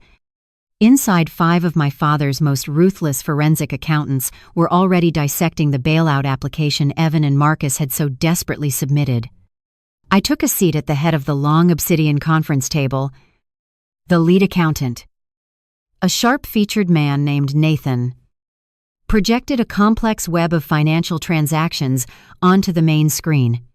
He had been tracing the exact origins of the liquidity Evan claimed his firm possessed to qualify for a $150 million bailout from a titan like Sterling Global. An applicant must prove they have substantial unencumbered skin in the game. Evan's application boasted a sudden massive influx of cash over the past 48 hours. I instructed Nathan to dig directly into the routing numbers of those recent deposits. The forensic team unleashed their proprietary algorithms. We watched the data populate in real time. Stripping away the layers of corporate camouflage Marcus had meticulously constructed them on. The brilliant corporate lawyer thought he was playing a localized game of financial chess against provincial regulators. He did not realize he was actively being audited by a global superpower that possessed unrestricted access to international banking backdoors. The screen lit up with a series of offshore holding accounts. I recognized the Cayman Islands trust Marcus had thrown in my face the night he evicted me. But the money did not stop there. Nathan isolated the digital paper trail. The funds had been aggressively cycled back into domestic accounts, masking their origin before being deposited into Evan's primary corporate liquidity pool. The accounting team ran a comparative analysis against the firm's client ledger. The results flashed on the screen in bright red alert blocks. The room fell entirely silent. Marcus had not just hidden my stolen savings in an offshore trust. He had weaponized them to meet the stringent liquidity requirements for the Sterling Global bailout application. Marcus had executed a highly illegal commingling maneuver. He had systematically raided the escrow accounts of their most vulnerable clients. He swept the remaining balances of several elderly investors. We at stirred the several stain, a local teacher's pension fund, and every single cent of the money he had stolen from my historic preservation business. He bundled those stolen funds and presented them on the official application as Evan's personal, unencumbered capital. I stared at the glowing red lines connecting the stolen client funds directly to Evan's fraudulent balance sheet. The sheer arrogant stupidity of their actions was staggering. Marcus had facilitated massive wire fraud. Evan had signed his name to fabricated federal financial documents. They were no longer just terrible husbands and elitist snobs. They had actively crossed the line into severe federal criminality. This was a textbook Securities and Exchange Commission violation of the highest order. Nathan looked across the table at me, pushing a printed dossier of the traced funds forward. He confirmed what I already knew. This is not a civil dispute anymore, Claire. They have committed egregious federal crimes. If we submit this data packet to the regulatory authorities, the FBI will be raiding their corporate headquarters by tomorrow afternoon. I picked up the thick dossier. Feeling the incredible weight of the evidence in my hands, Evan had mocked me, standing in his grand foyer, telling me I had absolutely no money to fight them. Marcus had threatened to bury me in endless litigation, assuming I would be crushed under his superior legal intellect. They believed they were untouchable masters of the universe. Instead, they had unknowingly handed me the exact weapon required to completely annihilate them. This single dossier contained the absolute power to have Marcus stripped of his legal license and permanently disbarred. It held the undeniable proof necessary to put Evan in a federal penitentiary for the next 20 years. Douglas's legacy. His entire identity built on the illusion of superior financial acumen would be reduced to a spectacular criminal scandal. I held their complete destruction in my hands, but simply handing the file over to the federal authorities was too quick. It was too impersonal. I did not want them arrested in the comfort of their own office, blissfully unaware of who had orchestrated their downfall. I wanted them to walk willingly into the trap. I wanted them to look into the eyes of the woman they had abused and discarded in the freezing rain, and realize that she was the absolute architect of their ruin. I set the heavy dossier back down on the cold, polished obsidian table. I looked at the lead accountant and instructed him to secure the data packet, but withhold it from the regulatory agencies for exactly 24 hours. I then pulled out my encrypted corporate phone and opened the executive scheduling application. I pulled up the pending bailout request that had been submitted by Douglas's struggling wealth management firm. The application was flagged as urgent, begging for immediate review. I bypassed the standard preliminary approval process. I authorized a direct override, granting their firm an immediate in-person meeting to finalize the terms of the $150 million capital injection. I typed a formal corporate response from the Sterling Global executive desk. The message congratulated them on passing the initial liquidity audit and invited Douglas, Evan, and Marcus to our global headquarters for a final signing ceremony at 9:00 tomorrow morning. I hit the send button on the illuminated screen. The trap was now officially set in motion. They were blindly coming right to me to finalize their own total destruction. The notification arrived in Marcus's secure corporate inbox precisely at 4:00 p.m. The subject line was stark and unadorned. Sterling Global Capital Injection, Final Review. Marcus stared at the screen, his brilliant legal mind instantly recognizing the magnitude of the sender. It was not an automated response from a lower-level analyst. The email had been dispatched directly from the executive acquisitions desk of the most ruthless private equity firm on the Eastern Seaboard. Marcus printed the email and walked briskly down the corridor of the wealth management firm. He bypassed Douglas's corner office and headed straight for Evan's suite. He did not knock. He pushed the heavy glass door open and dropped the single sheet of premium paper onto Evan's desk. Evan picked up the paper. His eyes scanning the brief, formal text, the color rushed back into his face, replacing the pale, panicked pallor he had worn since the morning. He read the words aloud, savoring the syllables. Congratulations on passing the initial liquidity audit. You are invited to our global headquarters for a final signing ceremony at 9:00 a.m. tomorrow. Evan leaned back in his Italian leather chair, a slow, arrogant smile spreading across his face. He let out a sharp bark of laughter. We did it, he said, tossing the paper back onto the desk. The old man was right. You just have to project strength, and the market bends to your will. Marcus walked over to the private bar in the corner of the office. He poured 2 glasses of 20-year-old single malt scotch, his movements smooth and practiced. It wasn't projecting strength. Evan, Marcus corrected, handing a glass to his brother-in-law. It was aggressive. Highly creative legal structuring.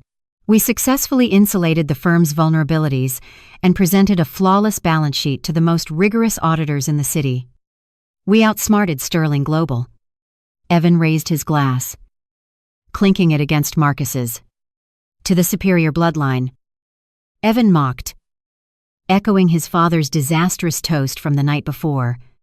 And to the absolute disappearance of my soon-to-be ex-wife. Have you heard a single word from her since we threw her out? Not a whisper. Marcus replied, taking a slow sip of the expensive scotch. She is likely sitting in some cheap motel room. Realizing exactly how completely we dismantled her. Without access to her funds or her preservation contracts, she has 0 leverage. She is entirely neutralized.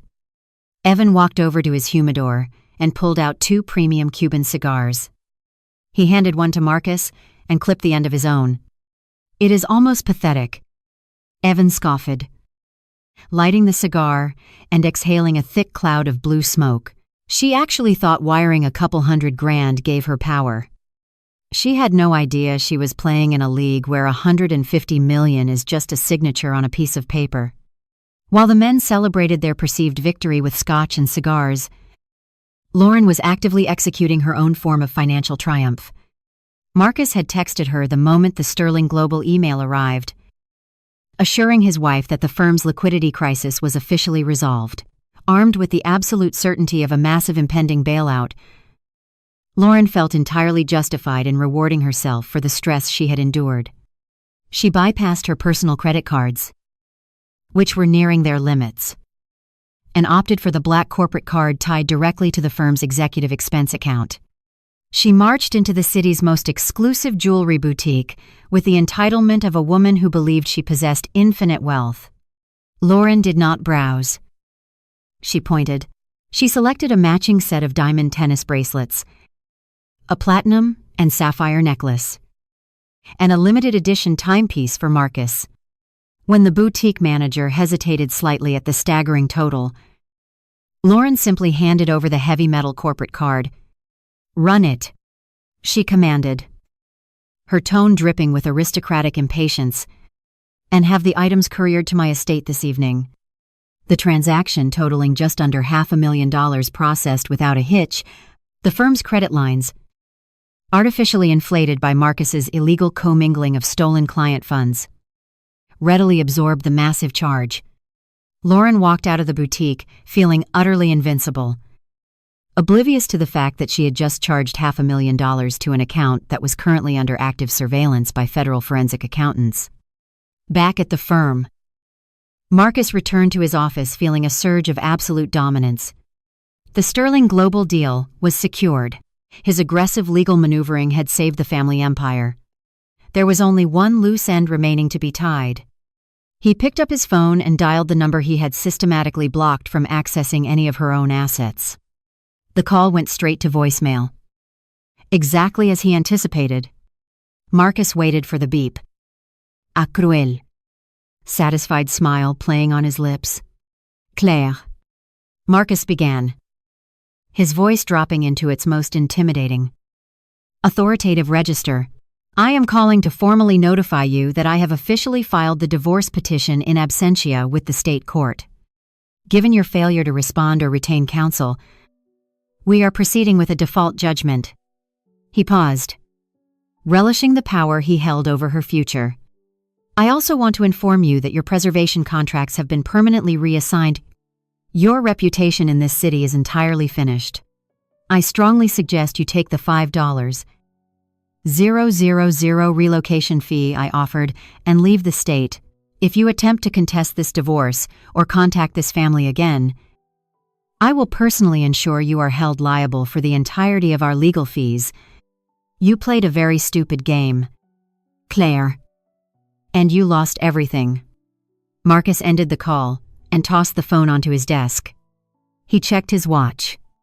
It was 5:30 p.m. He packed his briefcase, ready to head home and celebrate with Lauren. Tomorrow morning, they would sign the paperwork with Sterling Global, and their financial supremacy would be permanently restored. 10 miles away, high above the city skyline, I stood in my executive office at Sterling Global. The storm from the previous night had cleared, leaving the city washed clean and glittering in the late afternoon sun. I was dressed in a bespoke tailored charcoal suit, the fabric moving like armor against my skin. The bruise on my cheek was expertly concealed by a thin layer of makeup, but the cold, calculating fury beneath it remained entirely visible. I held my encrypted corporate phone in my hand, listening to the voicemail Marcus had just left. His arrogant, threatening words echoed in the silent, glass-walled office. He truly believed he had won. He believed he had crushed me under the weight of his superior intellect and legal maneuvering. I let the voicemail play to the very end. I did not feel fear. I did not feel intimidation. I felt a terrifying, absolute calm. I placed the phone face down on my heavy mahogany desk. I reached forward and pressed the silver intercom button, connecting me directly to the lead forensic accountant in the financial war room. "Nathan," I said, my voice perfectly level and of any emotion. "Yes, Ms. Sterling," the accountant replied instantly. "The audit is complete," I instructed. Staring out at the city they thought they controlled. "Freeze their corporate accounts. All of them. Effective at exactly 9:00 a.m. Tomorrow." While I sat in my office at Sterling Global, watching the clock inch closer to 9:00, my mother-in-law and sister-in-law were completely oblivious. Eleanor and Lauren started their day early, driven by the absolute certainty that Evan and Douglas were finalizing a massive bailout. In their minds, the family empire was saved. To celebrate their perceived triumph, they indulged in a morning shopping spree at the most exclusive luxury boutique on the city's wealthiest avenue. The boutique was a sanctuary of high fashion, featuring Italian marble floors and velvet seating. Eleanor and Lauren glided through the glass doors at precisely 8:45. Acting as though they owned the building, they demanded the immediate attention of the store manager. A sharply dressed man named Lucien ordered his staff to bring trays of sparkling water. He hovered around the women as they browsed, pointing at items with lazy arrogance. Lauren was particularly aggressive in her selections. Empowered by the $500,000 she successfully charged the previous evening, she felt completely invincible. She directed the sales associates to pull 3 limited edition leather handbags, 5 pairs of custom runway shoes, and a heavily embellished evening gown. Eleanor matched her enthusiasm, piling vintage silk scarves and diamond-encrusted accessories onto the checkout counter. They laughed loudly, discussing winter vacations and praising Evan's business acumen, ensuring every wealthy patron heard about their supposedly thriving fund. The clock ticked forward. It was exactly 9:00. At that precise second, my forensic accountants executed the absolute freeze directive across the entire financial network tied to Douglas's firm. The digital locks slammed shut on the corporate accounts, the personal offshore trusts, the escrow holdings, and every single credit line Marcus had illegally inflated. The flow of stolen liquidity was instantly severed. It was 9:05 when Eleanor and Lauren finally approached the polished mahogany checkout counter to finalize their massive haul. Lucien stood behind the register, smiling warmly as his assistants carefully wrapped the designer goods in crisp tissue paper. The total purchase amounted to just over $120. Ling, ling, ling. Lauren did not even blink at the staggering number. She reached into her designer purse and pulled out her heavy platinum corporate card. Dropping it onto the counter with a loud clack, Lucien picked up the card and inserted it into the encrypted payment terminal. He tapped the screen, waiting for the familiar approving chime. Instead, the machine emitted a harsh, sharp beep. A glaring red error message flashed across the digital display. Lucien frowned, slightly pulling the card out and wiping the chip on his sleeve. "My apologies, madam," he said, his voice smooth and reassuring. "It seems we have a slight connection error. Let me try running it one more time." He inserted the platinum card again. The machine buzzed. Instantly declined. Lauren rolled her eyes, letting out an exaggerated sigh of annoyance.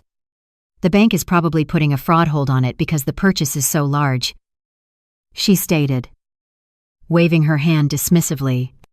"Just force it through manually." "Lucien, my husband is closing a massive deal this morning. I am afraid I cannot override a hard decline from the issuing bank." "Madam," Lucien replied, his fawning demeanor cooling slightly, "the terminal is explicitly instructing me to retain the card." Eleanor stepped forward, her face flushing with indignant anger. "Do not be ridiculous," she snapped, snatching the platinum card from the counter before Lucien could confiscate it. "Their system is clearly malfunctioning. Here, use my card." Eleanor produced an exclusive black metal card tied directly to Douglas's primary executive account. She handed it to the manager with a triumphant smirk, expecting the problem to be instantly resolved. Lucien processed the black card. The terminal beeped a third time. The red light illuminated the counter.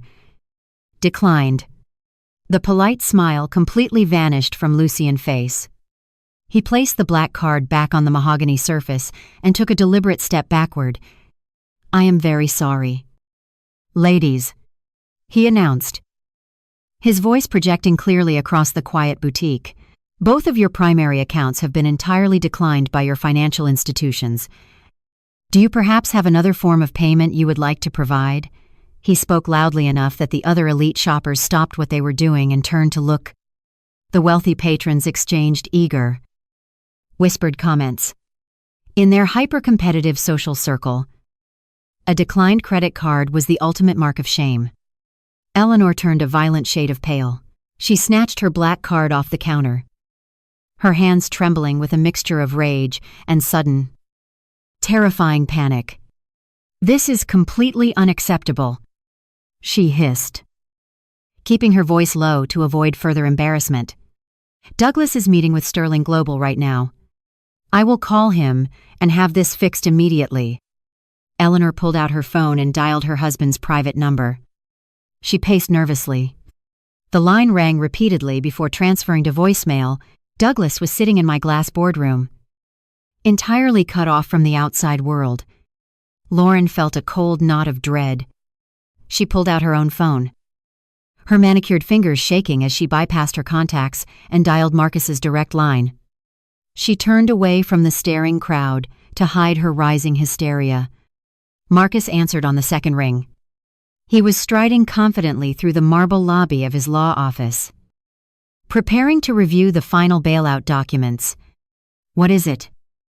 "Lauren," he asked. "Marcus, you need to fix the bank accounts right now." Lauren hissed frantically. "My platinum card just declined, and Mom's executive black card declined." 2. Call the bank and clear the fraud hold immediately. Marcus stopped walking. His polished leather shoes halted in the center of the lobby. He pulled out his encrypted smartphone and quickly opened his secure banking application. He expected to see a standard hold. Instead, Marcus realizes every single account tied to the family firm is locked due to suspicious activity pending investor review. Marcus stared at his phone screen, refusing to believe the red notification displaying the lock on all family accounts. Lauren was screaming on the other end, demanding he fix the declined cards immediately.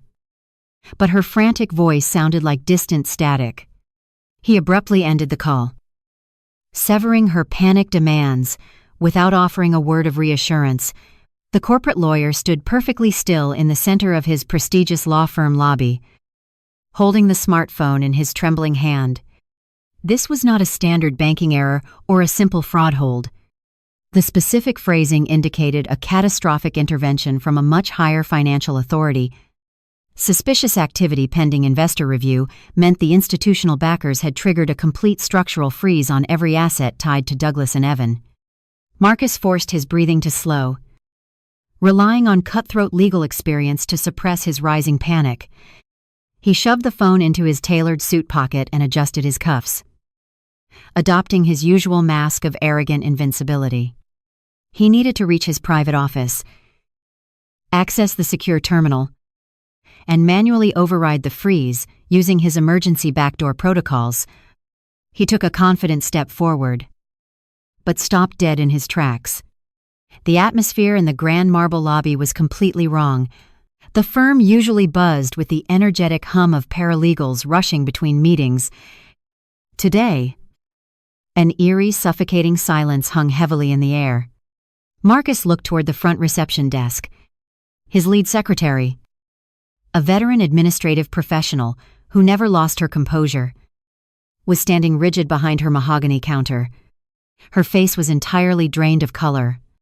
She was clutching a thick stack of manila folders and staring at Marcus with absolute terror in her eyes. Before Marcus could ask her what was wrong, 3 men stood up from the leather waiting chairs. They did not look like the wealthy corporate clients who typically patronize the firm. They wore cheap, off-the-rack gray suits and sensible rubber-soled shoes. They moved with a synchronized predatory efficiency that immediately triggered every defense mechanism in Marcus's highly trained legal mind. The lead investigator, a tall man with a severe buzz cut and a completely emotionless face, walked directly toward Marcus. The man did not extend his hand for a polite greeting. Instead, he reached into his breast pocket and produced a black leather wallet. He flipped it open, revealing a shining silver badge bearing the seal of the federal government. "We are forensic auditors acting on behalf of the Securities and Exchange Commission." the lead investigator announced, his voice projecting clearly across the silent lobby. We received an anonymous, heavily documented tip regarding severe irregularities in this firm's financial management. We are executing an immediate emergency audit of all corporate escrow holdings linked to your wealth management partners. You are hereby directed to surrender all administrative access to your digital servers and physical filing cabinets. Do not attempt to log into your workstation. Do not attempt to destroy any documents. You are officially under federal investigation. The words hit Marcus with the devastating force of a heavy physical blow. His heart slammed against his ribs like a trapped animal. The mask of arrogant invincibility shattered completely, leaving only raw, paralyzing terror. The federal government was not supposed to be here. He had hidden the financial crimes behind layers of complex offshore holding companies and convoluted corporate structures. He thought he was untouchable.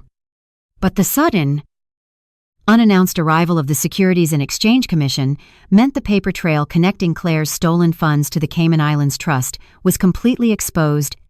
Someone had spoon-fed the federal authorities the exact roadmap required to dismantle his lucrative legal career.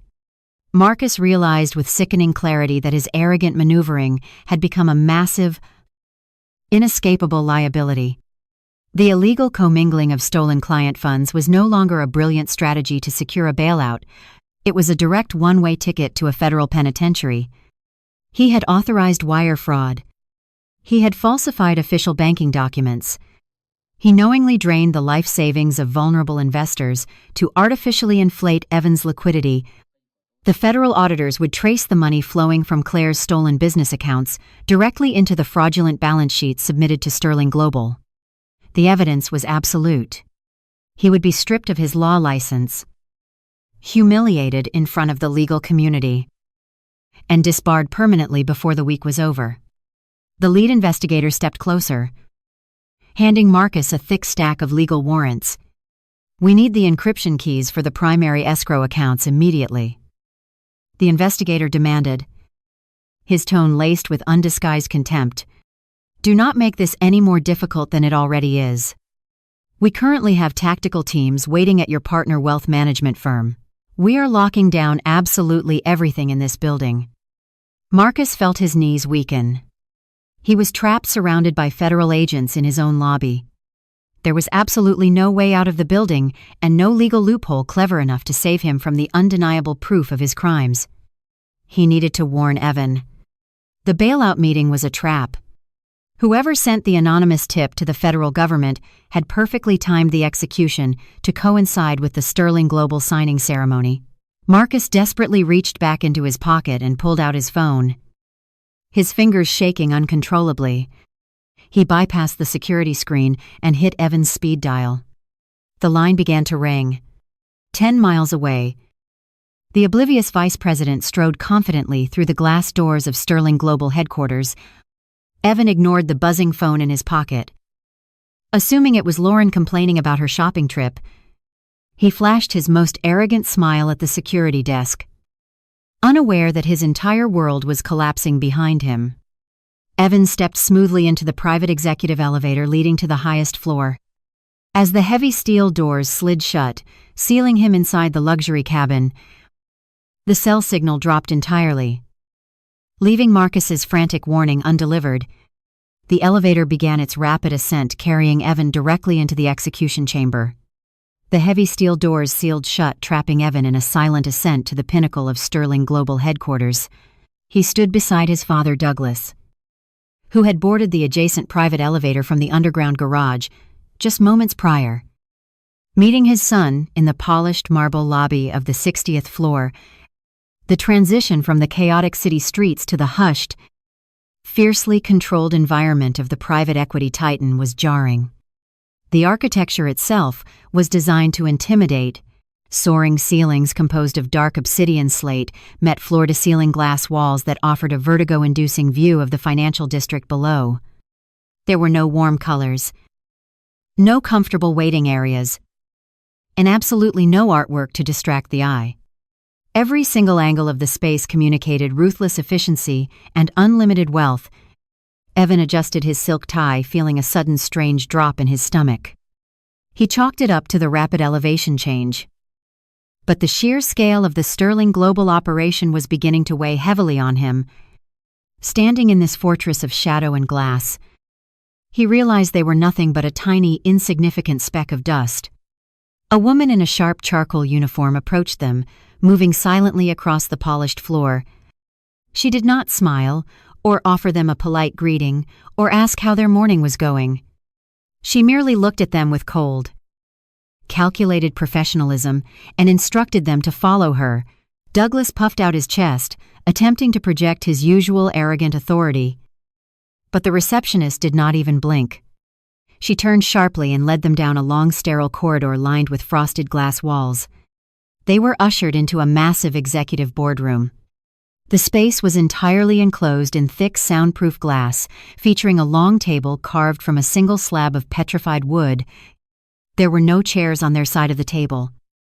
Only two sleek leather stools positioned directly across from a massive high-backed executive chair. The unspoken power dynamic was incredibly clear. They were not here as equal partners. They were here as supplicants begging for a financial lifeline. The receptionist informed them the executive review committee would arrive shortly. She turned on her heel and exited the room, pulling the heavy glass door shut with a solid, definitive click. The complete silence of the room instantly swallowed them. Douglas walked over to the floor-to-ceiling windows looking out over the city with a tight, nervous smile. He clapped his hands together, rubbing his palms in eager anticipation. "We made it." "Evan," Douglas said, his voice echoing slightly in the vast empty space. $150 million. This changes absolutely everything for our family legacy. The old guard might look down on our aggressive strategies. But once we secure this capital infusion, nobody will ever question our supremacy again. Evan nodded, taking a seat on one of the leather stools. He placed his expensive leather briefcase on the petrified wood table, but found he could not sit still. The oppressive silence of the room was beginning to gnaw at his nerves. He kept checking his expensive watch. 10 minutes passed. Then 20. The promised executive review committee had not materialized. At the 30-minute mark, the pristine illusion of their impending victory began to fracture. Douglas's cell phone buzzed violently inside his tailored jacket pocket. The sudden noise was deafening in the silent boardroom. Douglas pulled the device out, frowning at the screen. He swiped to decline the call, but the phone immediately began vibrating again. He let out an irritated sigh and looked at the barrage of frantic text messages flooding his notification screen. It was Eleanor. She was sending dozens of messages in rapid succession. The preview text on the locked screen displayed chaotic, fragmented sentences demanding immediate attention. Douglas caught glimpses of words like declined cards, humiliated, completely cut off, and fix this right now. Evan watched his father's face contort with a mixture of confusion and intense irritation. "What is it?" Evan asked, shifting uncomfortably on his stool. "Is Marcus trying to get through with a last-minute legal amendment?"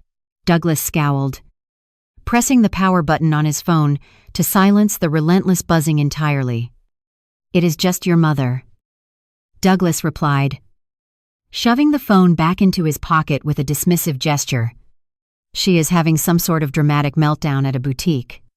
Apparently, there is a temporary fraud hold on the corporate accounts, and she is throwing a tantrum because her black card was declined. It is incredibly bad timing, but it is nothing we need to worry about right now. Marcus will handle the bank authorization. We cannot afford to be distracted." Evan felt a brief flash of unease. Remembering the strange drop in cell service right before he entered the elevator, he wondered if Marcus was actually handling the situation, or if something else had triggered the sudden financial blockage. But he pushed the thought away, burying it under his towering ego. His father was right. A minor banking glitch was entirely irrelevant when they were moments away from securing a $150 million bailout. 45 minutes had now passed since they were escorted into the glass boardroom. Douglas paced the length of the room, his expensive shoes clicking sharply against the dark slate floor. He checked his watch for the dozenth time. "They are making us sweat," Douglas muttered. "It is a classic power play." Suddenly, the heavy double doors swung open. Purposeful footsteps echoed down the corridor. The thick glass door was pushed open by a guard. A team of 5 elite corporate lawyers filed inside, moving with predatory precision, carrying thick manila folders sealed with red federal security tape. They simply stared at Douglas and Evan with clinical hostility. Then the final figure stepped through the heavy oak doors. A woman dressed in a sharp, dark, bespoke charcoal suit walked purposefully toward the massive, high-backed executive chair. Evan kept his head bowed. He was obsessively reviewing the final projections on his legal pad, refusing to let the intimidating atmosphere break his concentration. He needed this pitch to be absolutely flawless. He muttered under his breath, rehearsing the opening lines about market stability and generational wealth. Beside him, Douglas let out a loud, arrogant scoff that echoed across the vast glass boardroom. Douglas crossed his arms and glared at the woman approaching the head of the table. "What on earth are you doing here?" Douglas demanded, his voice dripping with absolute contempt. "Did they seriously send my disgraced daughter-in-law to bring us coffee? If this is some kind of pathetic attempt to beg for your marriage back, you have chosen the worst possible moment. Get out of here before you ruin the most important meeting of our entire lives. We are not going to let you ruin this very important financial deal for us today or tomorrow." Evan finally stopped rehearsing his pitch, snapped his head up, irritated by the sudden disruption. The pen slipped from his fingers and clattered loudly against the petrified wood surface. Evan froze. All the air instantly vanished from his lungs. The woman standing before them was not holding a silver coffee tray. She was not crying or begging. She was flanked by a team of 5 elite corporate lawyers who treated her with absolute terrifying reverence. The dark purple bruise on her cheekbone was expertly concealed, but her eyes were entirely, completely unrecognizable. They were the eyes of a ruthless apex predator. Claire did not offer Douglas a single word of response. She did not even acknowledge his petty insult. She moved with a fluid, terrifying grace and took her seat directly in the massive, high-backed executive chair. The 5 corporate lawyers immediately took their positions, standing silently behind her like a royal guard. Claire reached forward and placed her hands flat on the polished table. She looked at Evan and then at Douglas. Her silence was a weapon, and she wielded it with devastating precision. Douglas shifted uncomfortably on his leather stool. His arrogant posture began to crumble under the crushing weight of her silent stare. He opened his mouth to issue another command, but the words died in his throat. Claire reached out and pulled the thick manila folder toward her. The folder was sealed with red federal security tape. She broke the seal with a sharp, decisive snap. She flipped open the heavy cover, revealing the exact $150 million bailout portfolio Evan and Marcus had so desperately submitted to Sterling Global. "Let us begin the final liquidity audit," Claire stated, her voice perfectly level and devoid of any human empathy. She did not look at them as she spoke. She looked only at the fraudulent numbers. "You claim a primary unencumbered capital pool of $40 million. You listed this as immediate cash on hand, available for cross-collateralization against the commercial real estate development in the tech corridor." She turned the page, her movement slow and deliberate. "However, my forensic accounting team ran a complete routing analysis on these specific deposits over the past 48 hours. This liquidity is not unencumbered. It is not even yours. You engaged your corporate lawyer to execute a highly illegal commingling maneuver.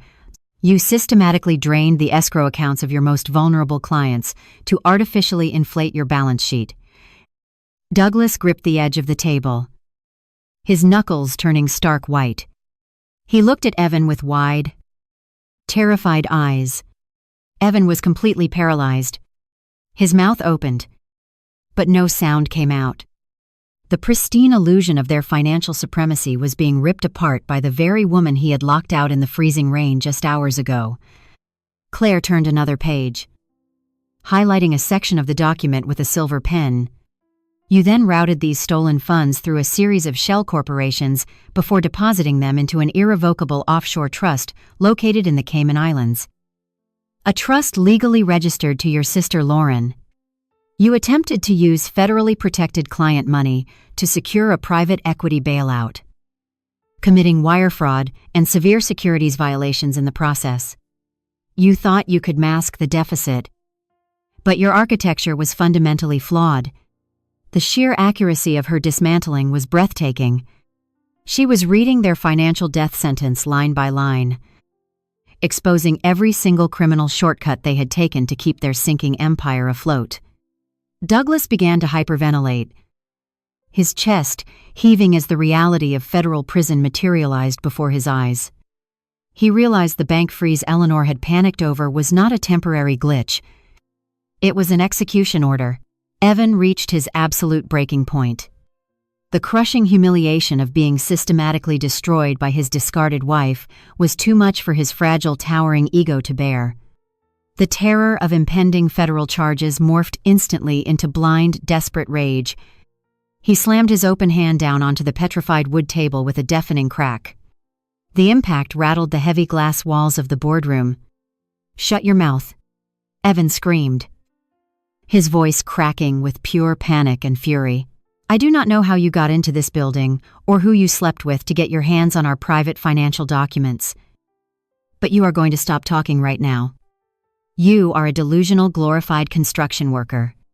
You have absolutely no authority here. Get out of this boardroom immediately before you ruin this deal and destroy our entire family." Claire did not flinch at his outburst. She simply closed the heavy manila folder. She leaned forward, closing the physical distance between them across the massive mahogany table. She reached into the pocket of her bespoke charcoal suit and pulled out a single thick piece of premium cardstock. With a swift flick of her wrist, she slid the business card across the polished surface. It glided silently, stopping exactly an inch from Evan's trembling hands. Evan looked down at the thick premium cardstock resting on the petrified wood. His eyes locked onto the embossed silver lettering.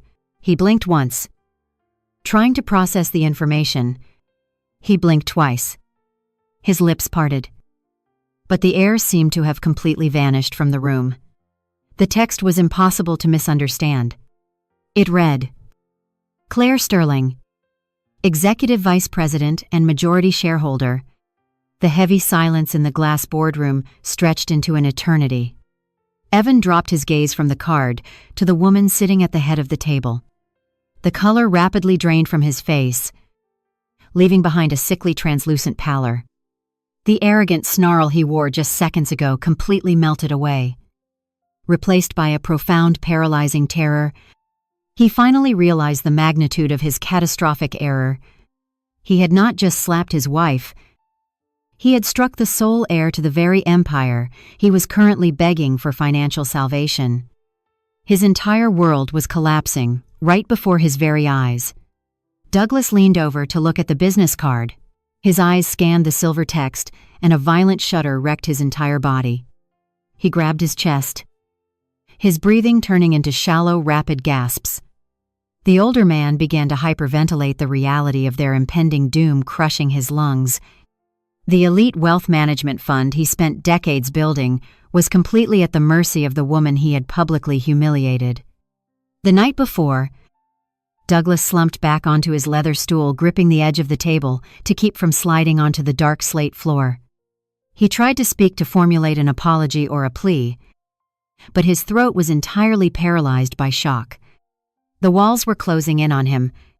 His legacy was dead and buried. Claire did not raise her voice. She did not yell or display a single ounce of the vindictive rage they expected from a discarded spouse. She spoke with a terrifying, absolute calm that chilled the blood in their veins. "You thought you were so incredibly clever, Evan," she began, her voice echoing sharply against the glass walls. "You believed you could take my hard-earned money, the capital I built preserving historic foundations, and simply erase my claim to it. You allowed your corporate lawyer to funnel my savings into an offshore trust bearing your sister's name. You looked me in the eye while taking my money to plug the holes in your sinking ship. And when I dared to speak the truth at your precious anniversary gala, you struck me and locked me out in the freezing rain. You treated me like absolute garbage. Evan began to tremble uncontrollably. His hands shook so violently. They rattled against the table. Claire leaned slightly forward, locking her dark eyes onto his panicked gaze. But my money was not enough to save you, she continued, her tone clinical and devastating. When my capital failed to cover your massive leverage, you turned to your own clients. You raided the pension funds of hard-working teachers. You drained the escrow accounts of elderly investors who trusted your family legacy with their life savings. You stole from vulnerable people to artificially inflate your balance sheet in a desperate bid to qualify for this exact bailout. You thought you could commit federal wire fraud and hide it behind aggressive legal posturing. You truly thought you were untouchable. Masters of the financial universe. You thought completely wrong. Douglas let out a pathetic whimpering sound, his face buried in his hands. Claire shifted her gaze to her father-in-law, showing absolutely zero pity. You stood at that podium, head as Douglas, and mocked my lack of pedigree. You called me a charity case. You boasted about your superior bloodline while actively committing severe financial crimes to maintain the illusion of your wealth. You desperately wanted to enter the realm of true global power. Well, Douglas, you have finally arrived. Welcome to Sterling Global. I hope you truly enjoy the view. Evan opened his mouth, a desperate plea forming on his lips. Claire, please, he choked out, his voice cracking with absolute desperation. We can fix this terrible error. I can explain the restructuring. It was all legal strategy. I swear to you, we can make you whole again. We can restore everything. We are still legally married. I truly love you. Claire. Claire smiled, a cold, empty expression that offered zero salvation. There is no making me whole. Evan, she stated softly, because there is nothing left of your firm to salvage. I am not here to negotiate a settlement. I am here to personally oversee your financial execution. Your entire legacy dies today. Before Evan could utter another pathetic excuse, the heavy oak doors at the back of the boardroom burst open with a violent crash. The sound shattered the tense atmosphere. Marcus sprinted into the room, his usually immaculate appearance completely destroyed. The corporate lawyer was sweating profusely, his tailored suit jacket flying open and his tie hanging loose around his neck. He was clutching his encrypted smartphone, breathing heavily from a dead sprint. His eyes were wide with pure, unadulterated terror. He had run all the way from the lobby. Evan, we are finished, Marcus shouted, his voice echoing with panic, completely ignoring the other people in the room. The federal auditors are in the lobby right now. The Securities and Exchange Commission just froze every single asset we possess. They have the offshore routing numbers. They know all about the Cayman Islands Trust. We are facing federal indictments by noon. We need to surrender immediately. Marcus took 2 more steps toward the table and suddenly stopped dead in his tracks. His frantic eyes finally registered the imposing woman sitting confidently in the massive high-backed executive chair at the head of the mahogany table. The breath caught in his throat as the absolute realization struck him. He knew exactly what this meant. He realized he had walked directly into a perfectly orchestrated trap and was ruined. DeAndre stood frozen in the doorway, his chest heaving as he stared at the woman he had evicted just 48 hours ago. The sheer magnitude of his miscalculation crashed down upon him, crushing the brilliant legal mind he had always weaponized against others. He looked at Douglas hyperventilating on his stool, and then at Evan, who was completely paralyzed with fear. The trap had snapped shut, and there was absolutely no escape from the glass boardroom. Claire did not offer DeAndre a greeting. She simply shifted her gaze back to her father-in-law, Douglas. The older man was struggling to draw breath. his hands clutching his chest as he watched his empire evaporate. Claire picked up the bailout application and held it suspended over the petrified wood table. "Douglas, your request for a $150 million capital injection is officially and permanently denied," Claire stated, her voice ringing with finality. "Because your firm is massively overleveraged and entirely dependent on this specific influx of cash, you will breach your loan covenants within the hour. Your creditors have already been notified of our decision by my executive staff. You will be forced to declare Chapter 11 bankruptcy before 5:00 this evening. The legacy you spent your entire life building, the very same legacy you used to justify my public humiliation, is completely dead. You are financially ruined, and your name will be synonymous with catastrophic failure in this city for the next century." Douglas let out a strangled gasp. He slumped forward, resting his forehead against the cold, polished table. Defeated and destroyed. Claire then turned her dark, piercing eyes toward the doorway where Marcus remained planted. Her gaze was clinical, stripping away his expensive suit and his arrogant demeanor until nothing remained but a terrified criminal. "Marcus, you thought you were the smartest man in any room you walked into," Claire said. "You orchestrated theft of my personal savings, and you built a fraudulent offshore trust to hide your extensive crimes. You threatened to bury me in endless litigation, assuming I was a helpless victim who lacked the resources to fight." Marcus took a hesitant step forward, his expensive leather shoes feeling like lead weights. His throat was completely dry. Claire reached to her right and picked up a thick file. She slid it forcefully across the massive mahogany table, stopping precisely at the edge, right in front of Marcus. He looked down at the label, recognizing the internal routing codes for his own law firm. "Open it," Claire commanded. Marcus reached out with a trembling hand and flipped open the cover. Inside lay the undeniable proof of his wire fraud bank transfers, unauthorized client withdrawals, and the exact digital signatures connecting him to the Cayman Islands accounts. The evidence was absolute and entirely damning. "You told me I did not have the money for a lawyer, Marcus," Claire said, leaning back in her high-backed executive chair. "You were right. I did not need one. I bought your firm's parent company this morning. You are fired, and you will be disbarred." Marcus gasped, gripping the edge of the table to steady his shaking frame. The reality of her words meant his career was instantly obliterated.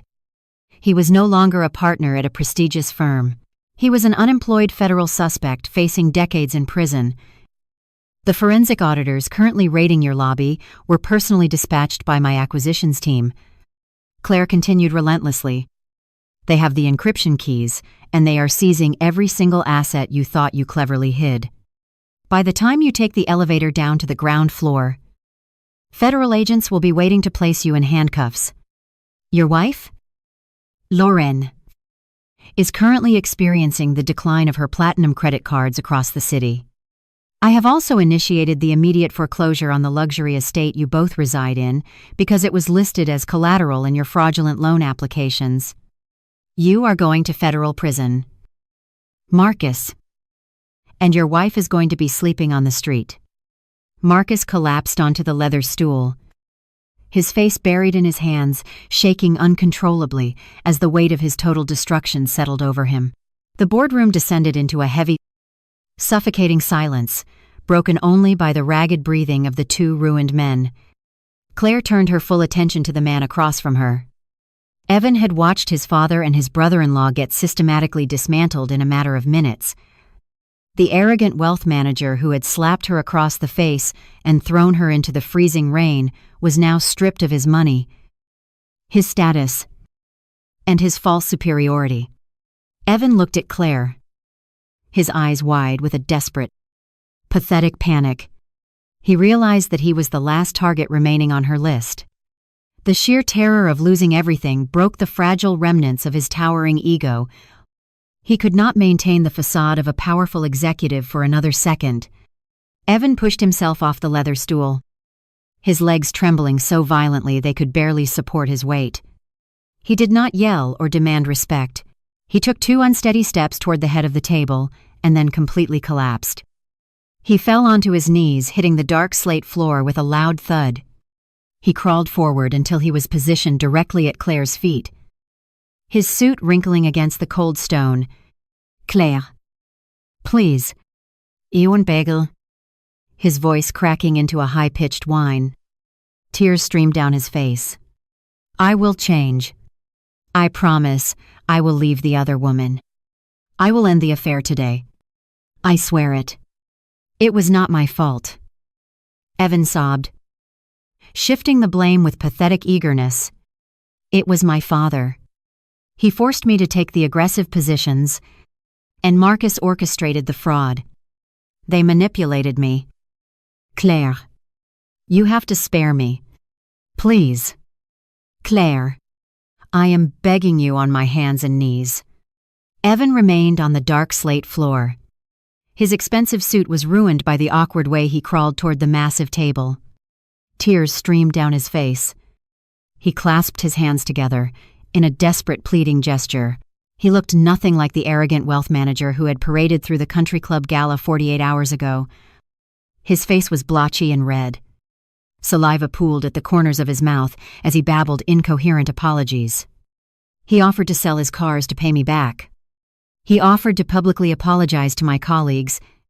He even offered to testify against his father and brother-in-law in federal court if I granted him mercy. I sat perfectly still in the high-backed executive chair. I looked down at the man I had called my husband for a decade. I felt zero pity. The 5 elite corporate lawyers standing behind me remained completely silent. They watched the pathetic display with cold professional detachment. Douglas was slumped over the table, gasping for air as his financial empire evaporated. Marcus remained frozen in the doorway. Utterly paralyzed by his impending disbarment and federal indictment, the entire glass boardroom felt completely suffocating. I placed my hands flat on the polished petrified wood surface. I pushed my chair back slowly. The scrape of the chair legs against the slate floor echoed loudly in the quiet room. I stood up to my full height. I smoothed the front of my bespoke charcoal suit. I stepped away from the head of the table and began walking toward Evan. The sharp click of my heels against the stone floor sounded like a metronome counting down the final seconds of his privileged life. The entire room held its breath. Douglas stopped gasping and looked up with wide, terrified eyes. Marcus swallowed hard, gripping the doorframe. Evan stopped his pathetic babbling. He looked up at me from his knees, trembling like a cornered animal. He braced himself, shutting his eyes tightly. He genuinely expected physical violence. He expected me to strike him across the face in front of his ruined family and my team of lawyers. He expected me to exact physical revenge for the brutal assault I suffered at his hands. I stopped exactly 2 feet in front of him. I looked down at his cowering form.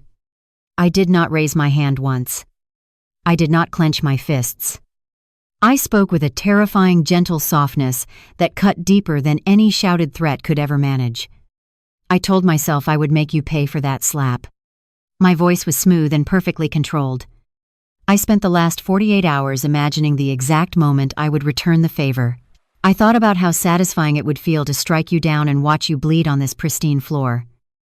Just like you made me bleed on the marble floor of the country club. Evan kept his eyes squeezed shut, a fresh wave of tears leaking from the corners. He let out a pathetic whimper. "But hitting you back would make me like you." I continued, my tone devoid of any human warmth.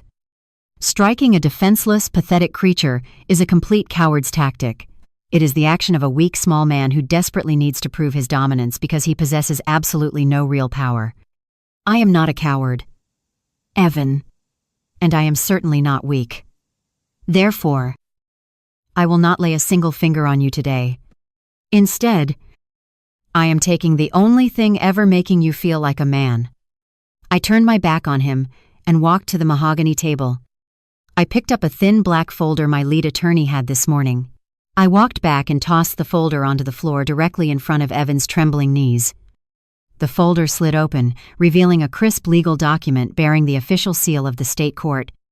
"That is your revised divorce decree," I stated, looking down at his panicked face. "Marcus was very kind to file the initial paperwork in absentia yesterday afternoon. It saved my legal team a significant amount of administrative time. However, we made a few mandatory adjustments to the asset division clauses. You see, Evan, you are not getting the $5,000 relocation fee you so generously offered me. In fact, you are not getting anything at all." Evan opened his eyes and stared at the legal document resting on the dark slate floor. He reached out with a shaking hand and pulled the pages toward his face.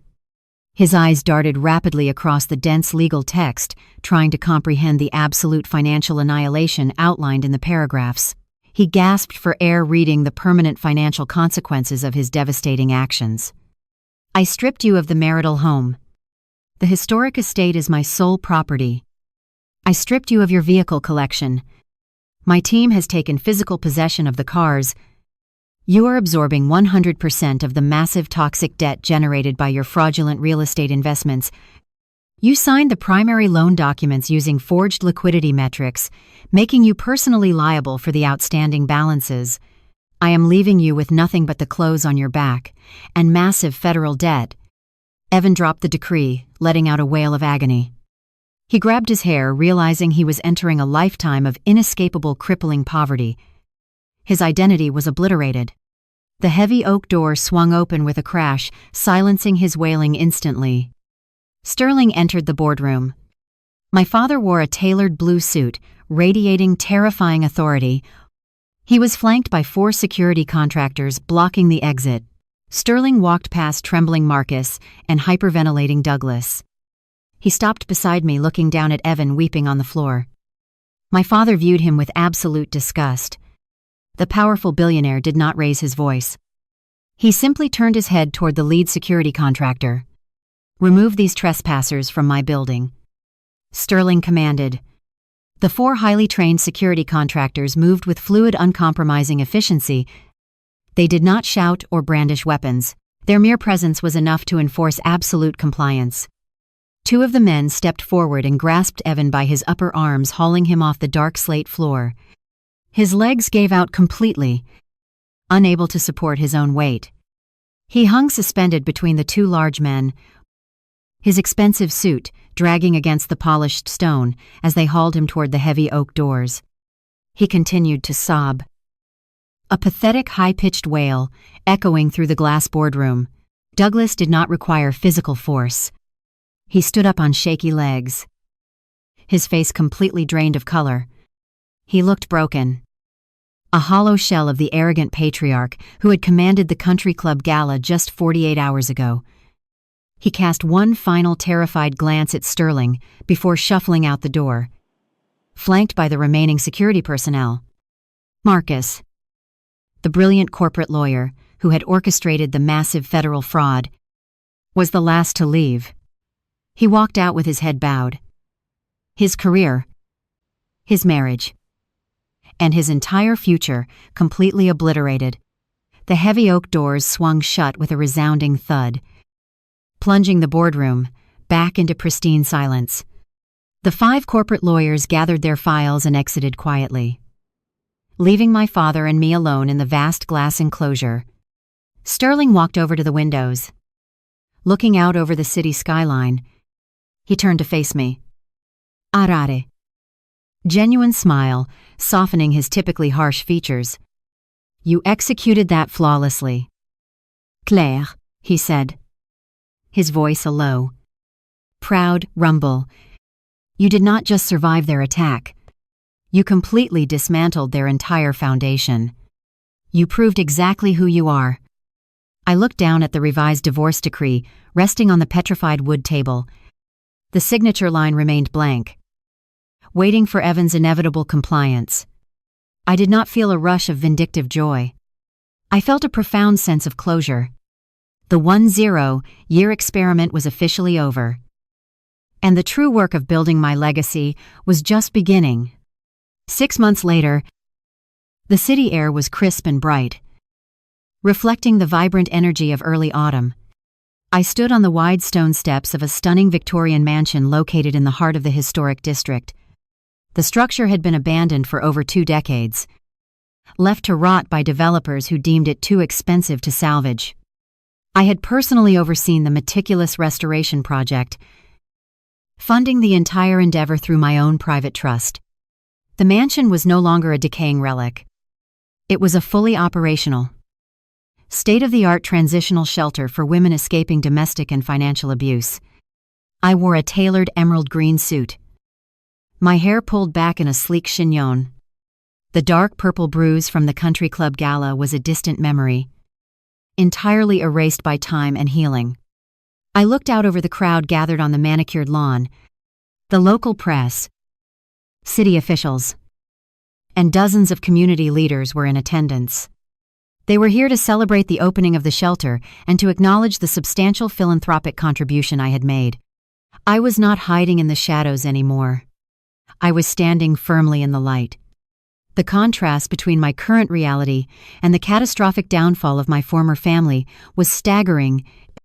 The financial execution I had orchestrated in the glass boardroom had proceeded with terrifying precision. Marcus's arrogant legal maneuvering had resulted in his swift and permanent disbarment. He was currently awaiting federal trial for multiple counts of wire fraud and securities violations. To cover his mounting legal fees, he had taken a job as a low-level paralegal at a discount law firm. Forced to fetch coffee for attorneys he once considered vastly inferior, Lauren and Eleanor, the self-proclaimed queens of the elite social circle, had experienced an incredibly harsh reality check. Their luxury estates were seized by the bank. Their exclusive country club memberships were revoked. They were currently residing in a cramped 2-bedroom apartment on the outskirts of the city. Without access to the stolen client funds, they were forced to systematically liquidate their designer wardrobes. Eleanor was frequently seen at high-end consignment shops, aggressively haggling over the resale value of the vintage silk scarves and diamond-encrusted accessories she had purchased on the morning of their financial ruin. Evan suffered the most spectacular collapse. Stripped of his home, his cars, and his lucrative career, he was saddled with the massive toxic debt from his fraudulent real estate investments. The elite social circle he so desperately worshipped had completely exiled him. He was blacklisted from every financial institution in the state. The last I heard, he was working a minimum-wage retail job at a suburban home improvement store, wearing a bright orange vest and stocking shelves in the plumbing aisle. His carefully constructed image of power and superiority was entirely annihilated. I stood on the stone steps of the newly restored shelter, holding a pair of oversized golden scissors. The mayor concluded his introductory remarks and gestured toward me. The crowd erupted in enthusiastic applause. I smiled a genuine, radiant expression that felt completely natural. I felt my phone buzz in the pocket of my emerald suit. I pulled the device out and glanced at the screen. It was a text message from Sterling. The message read simply, "The foundation is solid. I am very proud of you." I read the words twice, feeling a deep, profound warmth spread through my chest. I locked the screen and slipped the phone back into my pocket. I looked out at the supportive crowd, the flashing cameras, and the beautiful historic building I had saved from destruction.